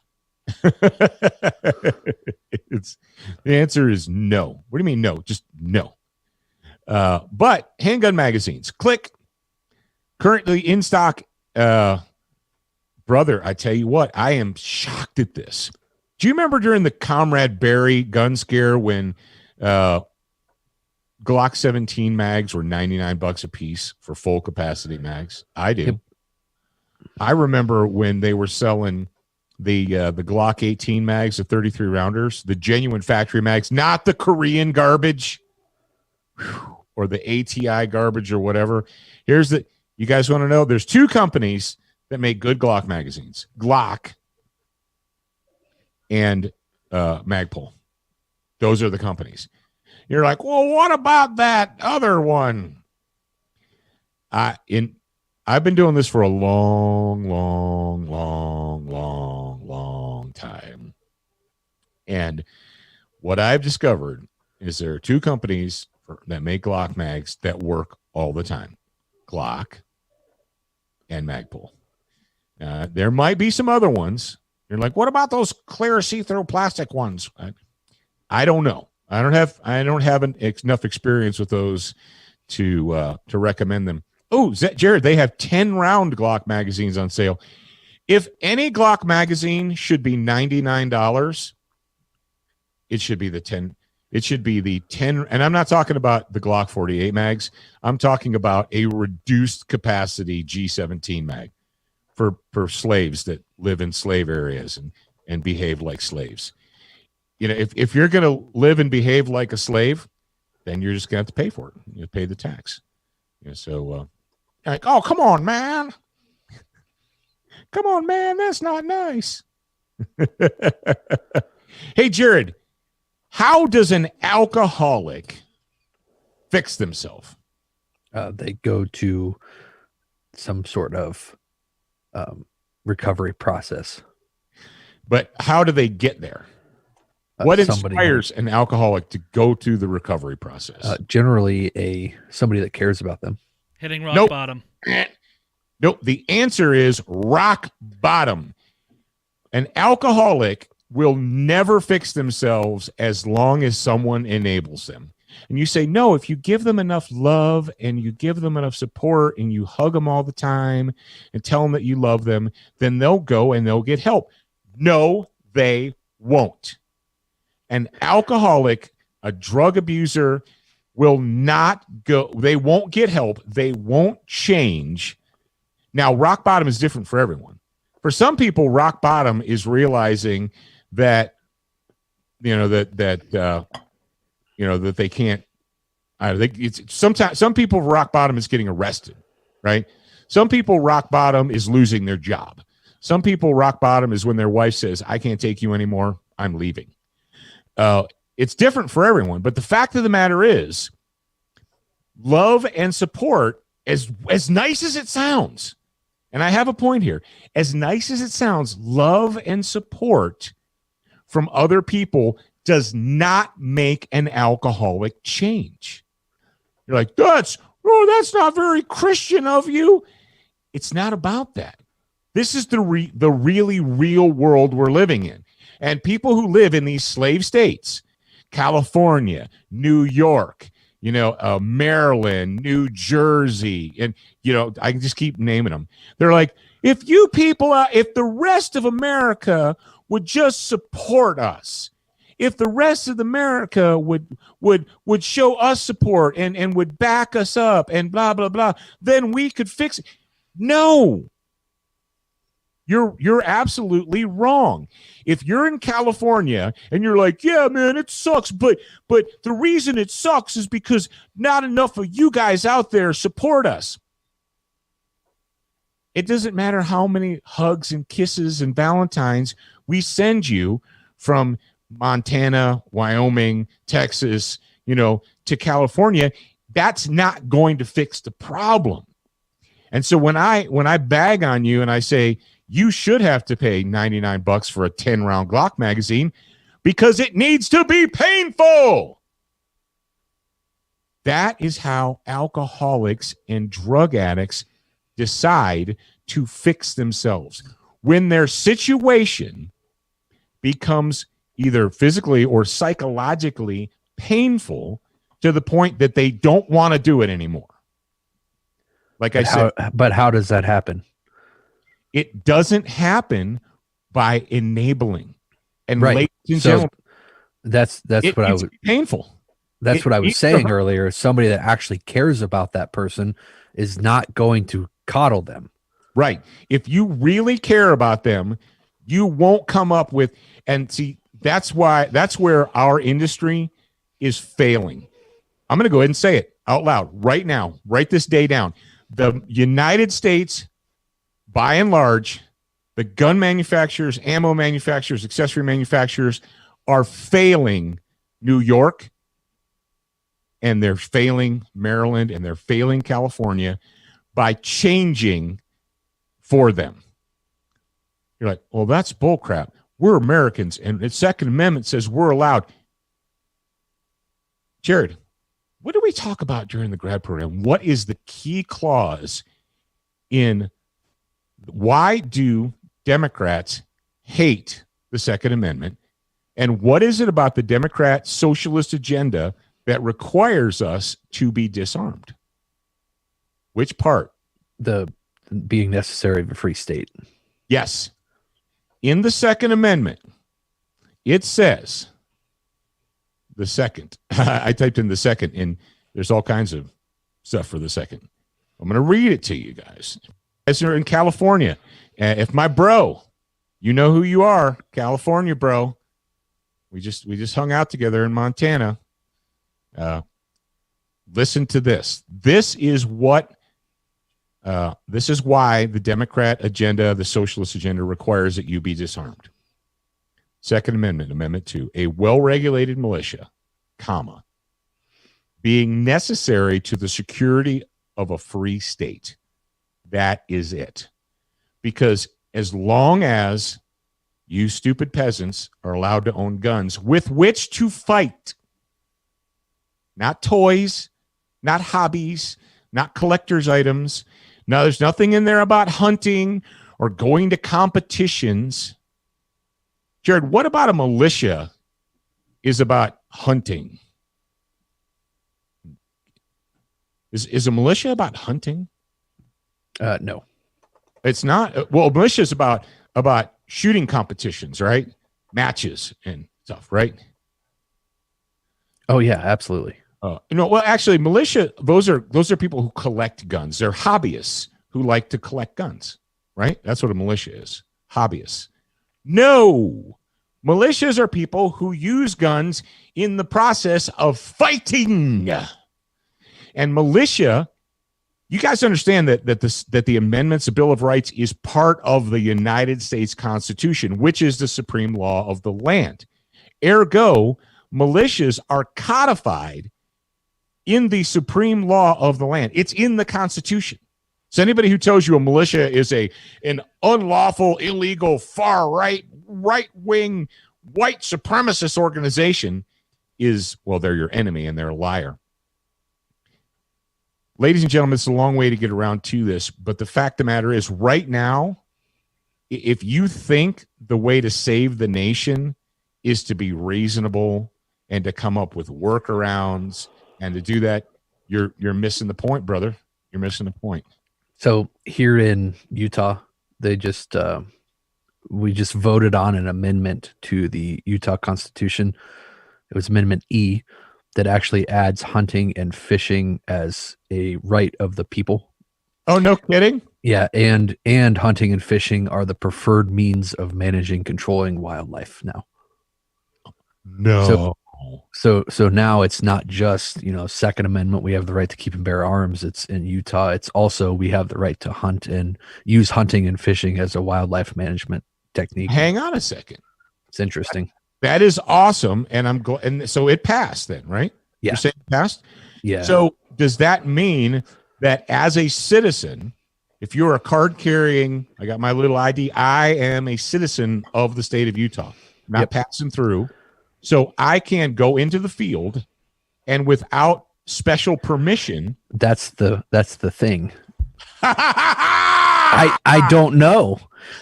Is actually that it's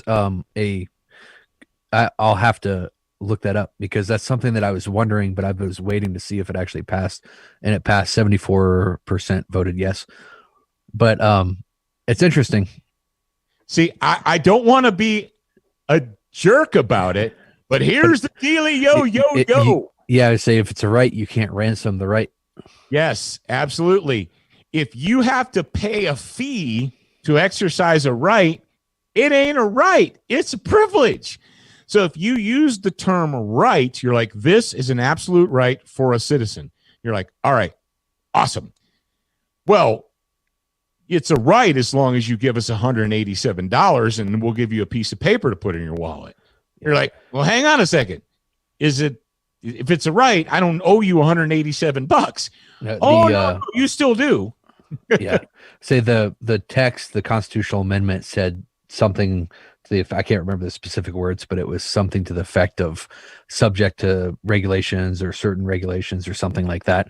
So I'm sure that that's not going away. Yeah. See, that's we shall see.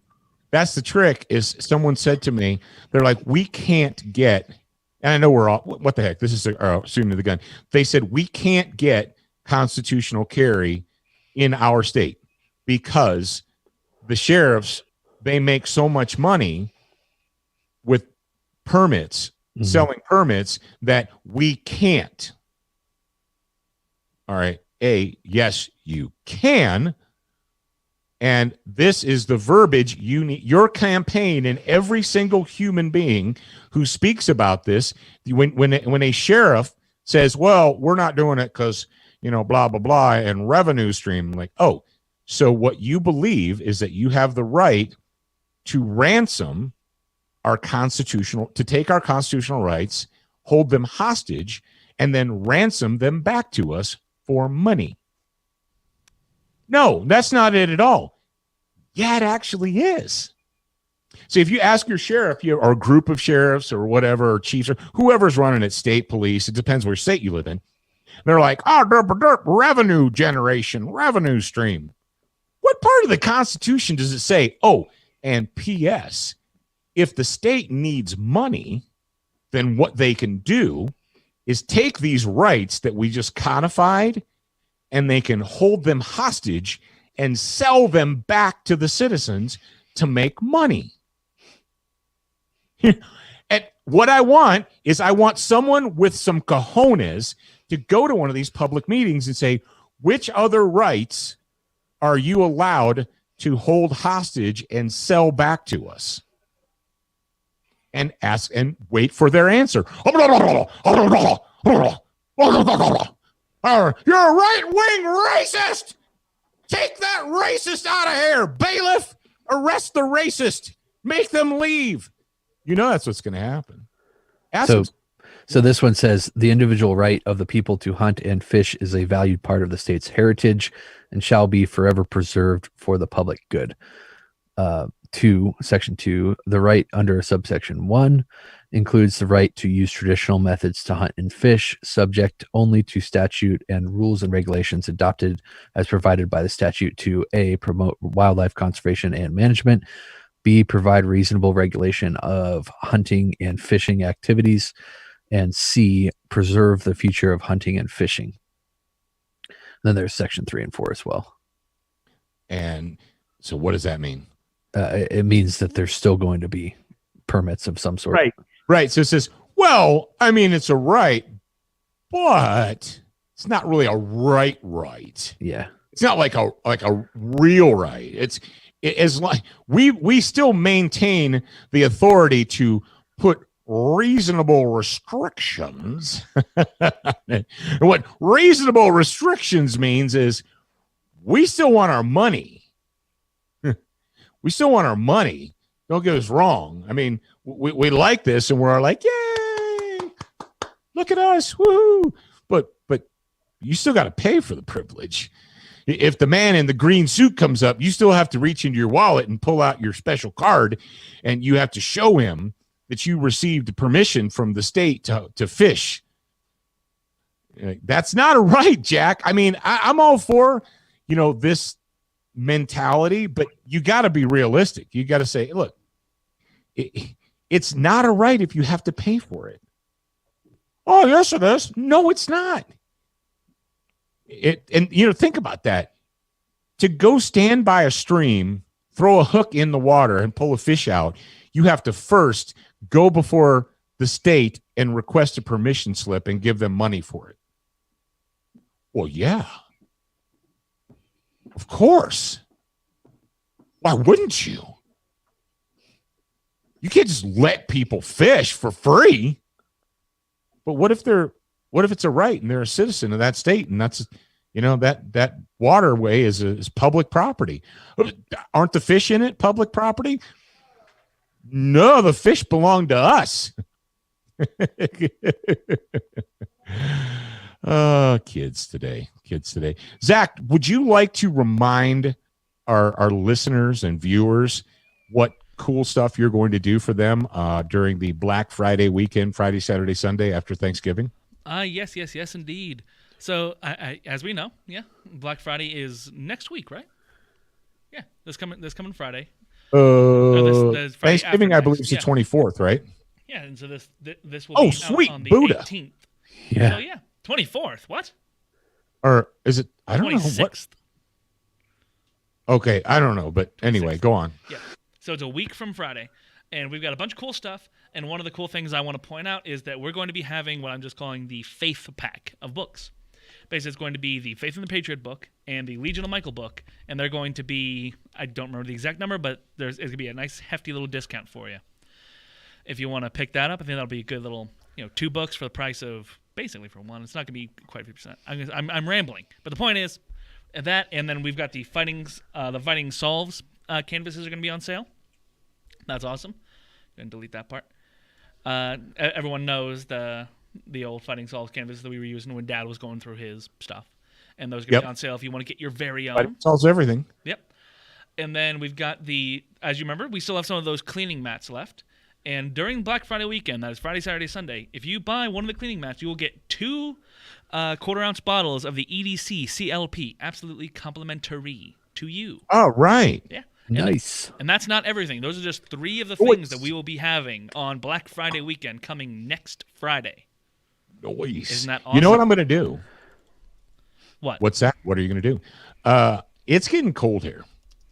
It's getting cold here again, and it's snowing again, and so forth. And people are like, well, does this EDC stuff, does it work in the cold? That's a great If question. my gun gets cold, yeah, will it gum it up or bind it up or whatever? So what I'm going to be doing is I'm going to take an AK, an Automat Kalashnikova, and a stoner-based AR-15. Jared, what do we have in stock that is stoner-based? Ah, The original stoner T-shirt that you're going to take a sexy photo of yourself of and share it everywhere on all social media. I sent it this morning in the Slack. Okay. I'm going to take 2 guns, an AR and an AK. I'm going to lube them up with that. And then, right, you can't see it, but I'm pointing. Right out there is cold and snow. And I'm going to put them out there, and I'm going to leave them in the cold and snow. And then I'm going to go cack with them. And I'll let you guys know what's the dealio, yo. Dealio. Yes, indeed. Yes, indeed. All right. Thank you very much to our good friends at Duracoat for helping us to not have ugly guns. That's right. If you go to DuracoatFirearmFinishes.com, what you're going to do is you're going to find pretty much every color under the sun. If there's essentially anything you want to do finish-wise to a gun, you're like, well, I need to redo this hardwood stock.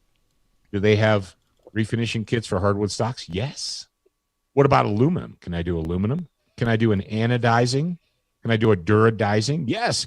How about parkerizing? Could I do a Durapark? Yep.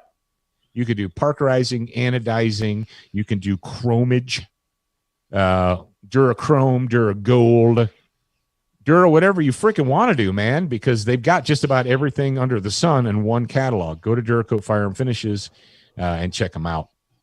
Tell them that your Uncle Paul sent you. All right, SWAT Fuel, they are trying to help you to and encourage you to have a stronger body and a sharper mind. Right now, they've got 9mm plus P in stock. So if you're looking for that extra kick in your rump, that can do it for you. It is an energy formula that doesn't give you the shakes or make your skin all red and twitchy. It's just good stuff. Check those. No guys. niacin flush. Yeah, no niacin flush because that's just snake oil. That's just snake oil. All right, Zach, let our new listeners know what they need to do. ShopSOTG.com is the perfect place to go if you are a student of the gun. Whether you want to expand your brain, increase your marksmanship, or help keep your family safe. All that, plus the pimp-hand brands that you love. ShopSOTG.com has almost anything that an American patriot would want. Education, enlightenment, and entertainment, and we're open 24/7. Check out ShopSOTG.com today and see for yourself. All right. It's time for Student of the Gun Homeroom. And as always, every Wednesday, we do a Student of the Gun Homeroom brought to you by our good friends at Crossbreed Holsters. Jared, do you know what my memory was today? My Facebook memory? What? It was 9 years ago when I was on the range with Mark Craighead. Oh, wow. And I whipped out my phone and I shot a 30-second video of Mark shooting. That was my memory today. Good memory. Yep, good memory. So our buddies at Crossbreed Holsters, they're trying to help you be dangerous on demand. And they want so badly to give you a good deal that they've allowed us to generate a code, a promotional code, SOTG18. When you use it, you're going to save a lot of money. You're going to get good products. You're going to be a happy camper, and you can be dangerous on demand. All right, Zach, play the music, and then we'll talk about the story.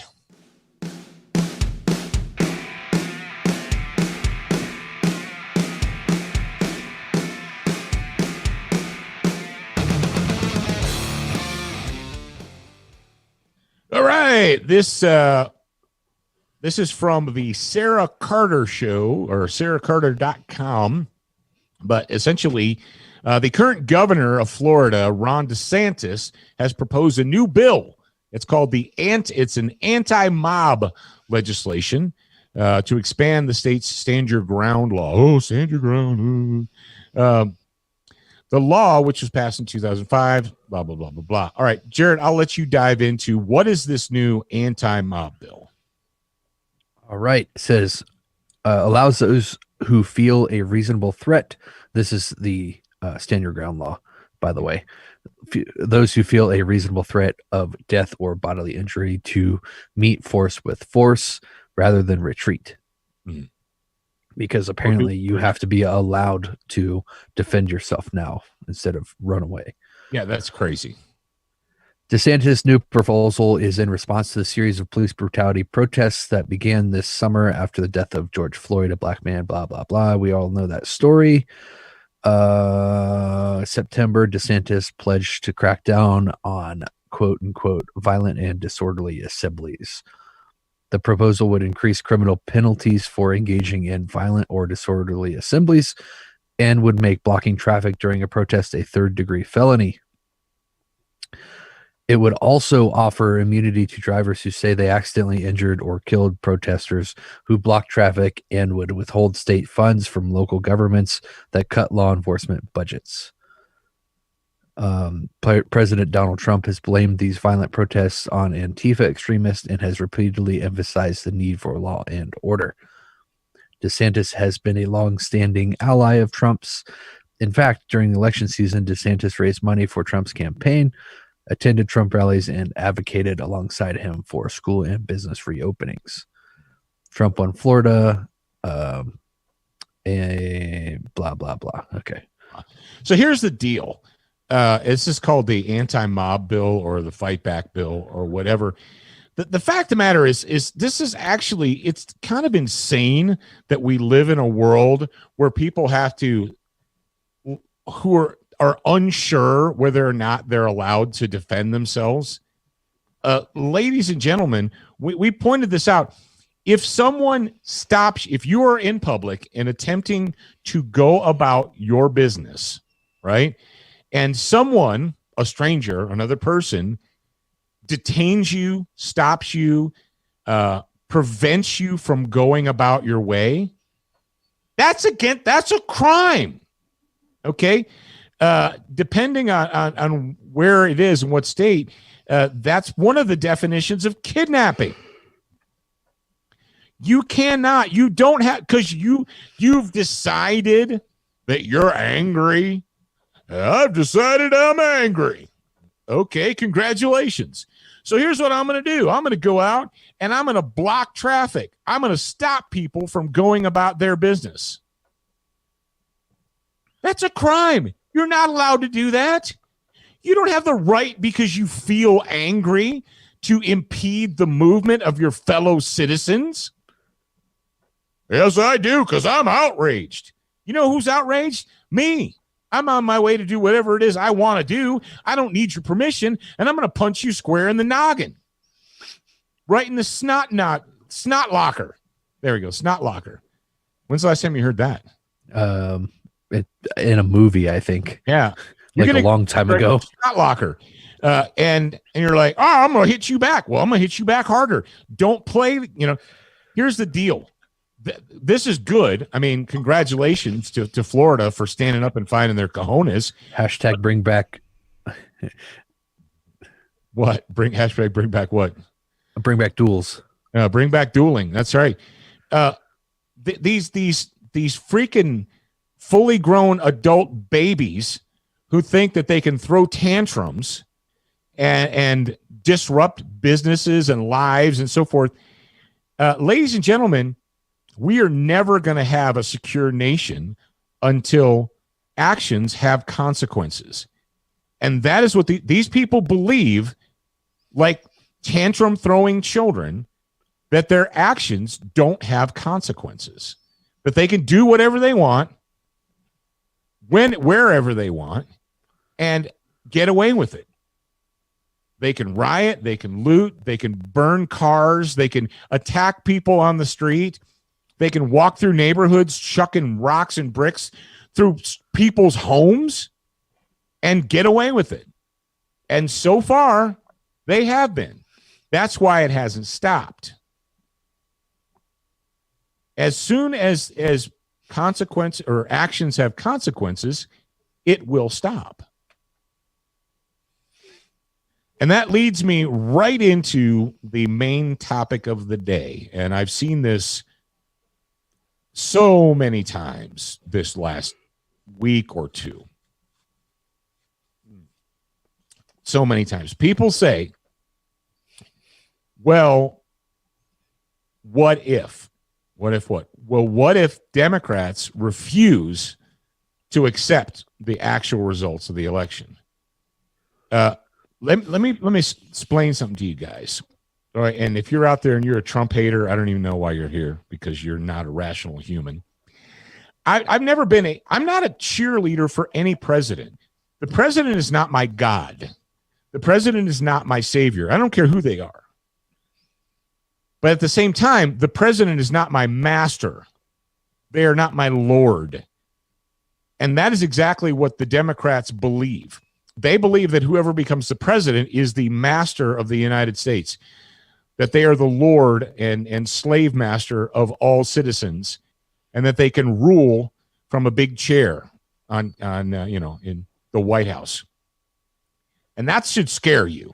What should bother you is the fact that these people who are running for president, especially on the Democrat side, have run and have said in public that if they're elected, they will throw the Constitution in the garbage can and do whatever the hell they want. And they never said that. Well, yeah, they did. When Harris and Biden both said that if I'm elected and Congress doesn't act quickly enough, then I will, what? I will executive order this. I will executive order that. I will executive. And this all started in the modern era with Comrade Barry and his threat that he has a pen and a phone. Do you guys remember that? If you don't, you need to pay attention to the world around you. Comrade Barry basically threatened Congress, and he's like, well, I want this bill, and you need to pass this bill and send it to me for a signature. And if you don't, I have a pen and a phone. Basically threatening, saying, I'll just do whatever I want because I'm the president, and the president can do whatever they want. Now, Jared, do you remember when you were a little kid? Go back with me, right? And think about when you were in elementary school. Did you believe when you were in elementary school that the president could do anything they wanted? I don't remember. Maybe. Most little kids do. Most little kids, kindergartners, first graders, second graders, most of them think, well, the president can do whatever he wants because he's the president, right? President doesn't want to eat broccoli, then he doesn't have to eat broccoli. The president can have cookies every night for dinner if he wants to. I remember when Nixon got impeached and when he resigned. I remember, and I think I've told this story before, but it's illustrative. So all the adults were gathered around the television because in the United States, when Nixon resigned and he left the White House, walked out, got on the helicopter, did the peace out. He did. That was the first ever peace out, bitches, and he got on that helicopter and he flew away. The whole country was watching. And here I am, little kid, right? And my parents are all sitting around this TV watching this. And I'm like, what's going on? Right? Why are all the adults sitting around the TV? What? And it was either my mom or my dad said, we're going to get a new president. And I said, oh, I hope he makes the school year shorter. Right? And my parents looked at me and said, that's not what the president does. That's not their job. And I remember thinking, I was probably like 5 or 6. And I remember thinking, the president can't make the school day shorter? Well, but I thought the president could do anything. I thought, I said something like, I hope it makes the school year shorter or school day shorter or something like that, And they're like, no, that's not the job of the president. They don't do that. They can't do that. And I was like, but the president could do anything. My point is this. That's what you think when you're 5. Okay? When you're 5, 6, 7 years old, when you're a little kid, you think just because that's how your little kid brain works, that the president can do anything. You're not supposed to grow up and be 25 years old and still think that. But that's the problem we have in America today. We have people that are all grown up, have families and kids, and they still think, like a kindergartner, that the president can do anything they want. They can issue an executive order and poof, with a swipe of their pen in their hand. And what I wanted to do yesterday, I can't do today because the president just, they're the king. They're not the king. Ladies and gentlemen, they're not the king. And people have said to me, they said, all right, now going back to Donald Trump, whether you like him or hate him, he's not a fool. He's a smart guy. He's very strategic. Donald Trump, throughout his entire career, has been very strategic. He just doesn't do stuff for no reason. He doesn't do things on impulse. Now, maybe he said some impulsive things, but the fact of the matter is he's been playing chess while they've been playing checkers for a long time. And he's gone around them a whole bunch. Okay, Amy Coney Barrett was chess. He knew how they were going to react. He knew exactly what they were going to do when he nominated a new Supreme Court justice. And he wanted them to go out and attack an honorable, decent woman. Why? Because he wanted them to show their true colors. They had no complaint against her. They were manufacturing stuff. Jared, did you know for the first time ever that if you're white and adopt a black child, that makes you a colonialist racist? Yeah, it's crazy. You didn't know that, did you? Yeah. I saw an article that was like, you know, what Trump's new appointment could mean for the LGBTQ plus community. Is like, is the answer nothing? Because I bet it's actually nothing. Are you sure it was a book? Are you sure it wasn't nothing?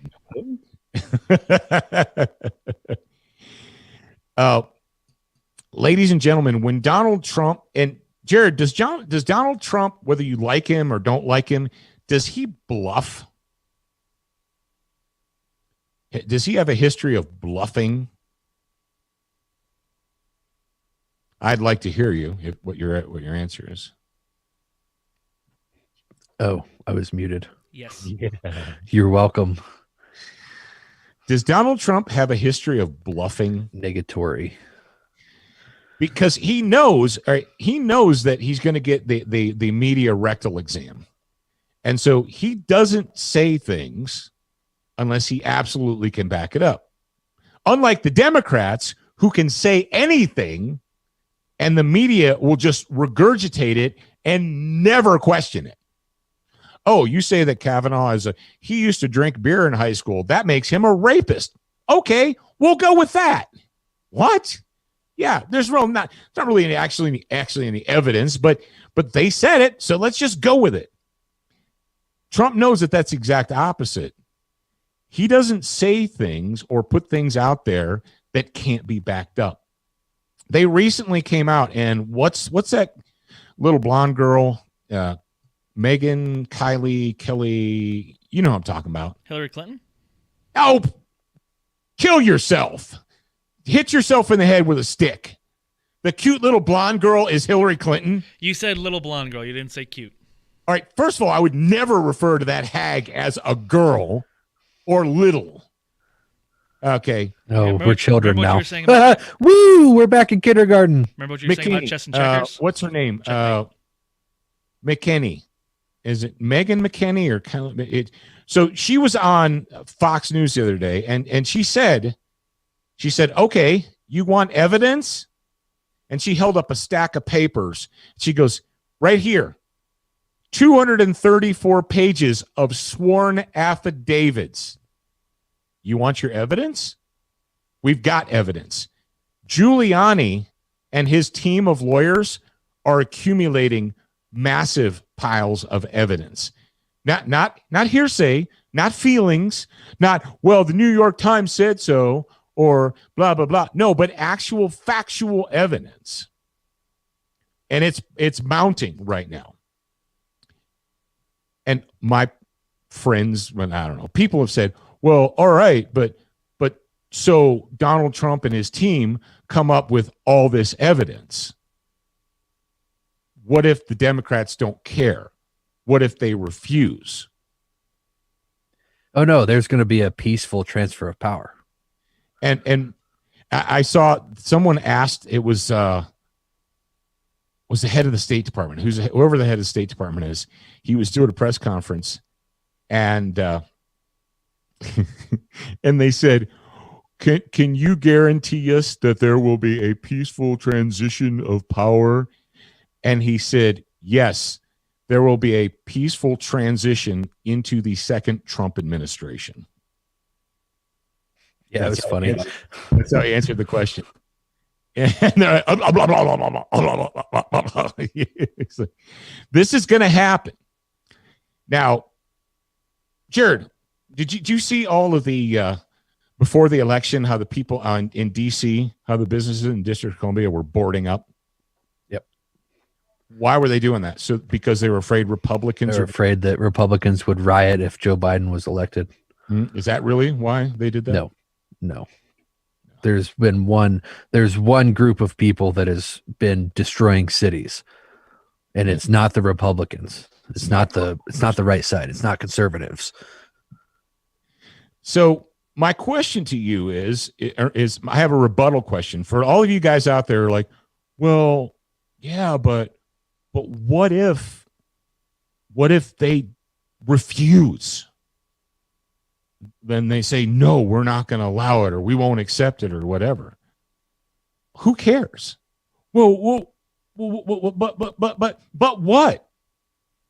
Are you going to be bullied into? Are we at the point right now where whoever makes the most threats and whoever bullies the country the hardest gets to be in power? Is that the country you think that we should live in? Well, no. Well, okay. That it goes back to the 5-year-old. It goes back to the 5-year-old. Well, I've got a 5-year-old, and I told him he's not allowed to have a candy bar. But what if he doesn't accept that and he throws a tantrum? Then what? You give him a candy bar? You think that's going to fix it? No, you give him 2 candy bars. You give him 2 candy bars? So next time he won't do that. Like, all right, but before we got into psycho world where we're going to like have conversations with 4-year-olds that are throwing tantrums, like before we got into psycho world where we thought we could, talk to a 4-year-old brain and explain to itself the ramifications of its behavior. No, when I was 3 or 4, I probably acted out. I'm going to go ahead and admit it. And I know that my father snatched me up and put a hand across my butt. And I thought, whoa, I'm going to stop doing that. And I changed my behavior. My parents, if I were to, I didn't throw fits in stores. You know why? Because they didn't put up with it. And they didn't give me candy bars or whatever, or negotiate with me. You don't negotiate with tantrum throwing children.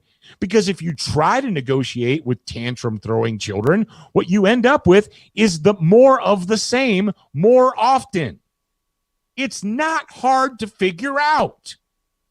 When you have fully grown adults who still think and behave like kindergartners, like, well, if I don't get my way, I'm going to scream and I'm going to throw a tantrum until I get my way. No. And it's time for us to start acting like the adults in the situation and stop allowing the tantrums and the public displays of what did we just hear from Ron DeSantis? Look, no, you don't get to throw public tantrums. You don't get to burn the city down. You don't get to block traffic because you're not happy. Because you want a candy bar, because you didn't get your way. No. So when people ask you, they're like, well, okay, Paul. I mean, yeah, sure, we've got all this evidence, but what if they won't? What if they refuse? What if they do? You need to be prepared to act like the adult in the situation. How can we do that? Well, if at this point in time, if you're in my audience and you're not like prepared to be the adult in the situation and to defend yourself, your family, and your community from these fully grown tantrum throwing babies, you need to get that way. You need to get that way. We mentioned it a little bit earlier. Zach, didn't we mention a little bit earlier? You asked me about Nick and his new book. Yeah. The Nick Orr did a new book, and it's called, what's it called? It's called A Pipe Hitter's Guide to Crushing the Coming Societal Breakdown by Nicholas Orr. It's available right now as a Kindle or a paperback. And in here, it actually gives you instructions and information and advice as to preparing yourself for dealing with a situation where you have, basically organized tantrum throwing all across the country. It's good to have information. Do we have any questions? We've been doing this live for about 45 minutes now. Does anyone in the audience have any questions? I have not seen any, but I will go back through the archives and check. That would be great. That would be awesome. I don't see any in the Discord. Discord. You got any of the Facebook? Yeah. If it you- is looking like we don't currently have any questions at the very moment. I was just going to let them know, if you're not part of the Discord server, it is open to the public. If you're listening to this, you can join it. You go to studentofthegun.com/Discord. It'll take you to the invite and you can join the server. Yes, indeed. You can and should do that. You can and should do that. You should. And good job to all of you guys in the grad program who've already signed up for the Patriot Fire Team Leadership Seminar. Yep. And I'm going to go ahead and tell everyone publicly right now what we did and why we did it on purpose. I was asked why we don't do winter training and why we're not doing training currently. And I said, well, I didn't think any of you guys would actually want to do it. And they said to me, no, we really, really do. And I said, all right, we'll organize the training. And you need to be, if you're serious, get in on it. What we have right now is what it's called the Patriot Fire Team Leadership Seminar. It's essentially full immersion training. You will arrive here at the encampment homestead. You will be formed into a team of individuals. You'll no longer be individuals. You will become a team. You will function and act and behave as a team for the entire duration of the training. And what we did is we opened this up to our grad program members first. Grad program members get first dibs on it because, quite frankly, grad program members have an investment in the program. And right now, we've got about half of those seats sold out, which is fantastic. And I'm looking forward to doing that. We're going to do one in December and 2 in January, and then maybe another one in February if we have enough interest. If you'd like to be, right now more than ever, what did I say yesterday? More than ever, it is important to be to have a group of like-minded individuals to provide mutual support. That's one of the fantastic things about our grad program is without me telling them to do so, they get together and they talk and help each other and support each other. And I don't have to even be a part of it. I just get them together and they do the right thing. And that's the great thing about the grad program. So, Jared, can you tell people if they're interested in getting in the grad program, how they can do it? Yeah, go to getsotg.com. The first step, though, join the Discord server, studentofthegun.com/Discord. If you have questions about joining the grad program from there, then just message me in Discord. Okay. Yeah, it's not difficult. Just if you go to getsotg.com, there's instructions, you follow them, you become part of the grad program. Yep, but the thing that you need to do is join the Discord server, studentofthegun.com/Discord. /Discord. All right, kids, I think we've given you enough for a Wednesday. Now, tomorrow You want to check? is a Thursday. What? I just popped a question in there if you want to address that. We were asking about questions. We got a question. We're running long. Okay. Can I answer it quickly?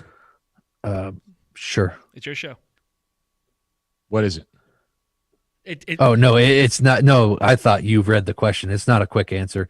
That answer will be addressed in the Patriot Fire Team training, though. Okay. Yep. Yeah, that question will that's not something I can answer in 30 seconds. All right, ladies and gentlemen, tomorrow we will have a bonus hour on Thursday. We'll have another bonus hour on Friday for our grad program. Be there, be square. Until then, remember, you are a beginner once. You're a student for life. We appreciate your reviews. If you haven't left a review or updated yours recently, head on over to Facebook, iTunes, Stitcher, iHeartRadio, or your favorite podcast player to voice your opinion. Don't forget to join us at the Student Lounge, a place for like-minded individuals to learn, connect, and support each other. No chicanery will be tolerated. Remember to check studentofthegun.com daily for new, free content and giveaways. Watch, listen, read, shop, and connect at studentofthegun.com. Are you a social butterfly? Connect with us on Instagram, Facebook, and Twitter for new content each and every day at Student of the Gun. Watch Student of the Gun TV and videos from our trusted partners on Roku, Apple TV, Amazon Fire TV, Chromecast, and even AirPlay. Go to studentofthegun.com for direct links, and remember, you're a beginner once, a student for life.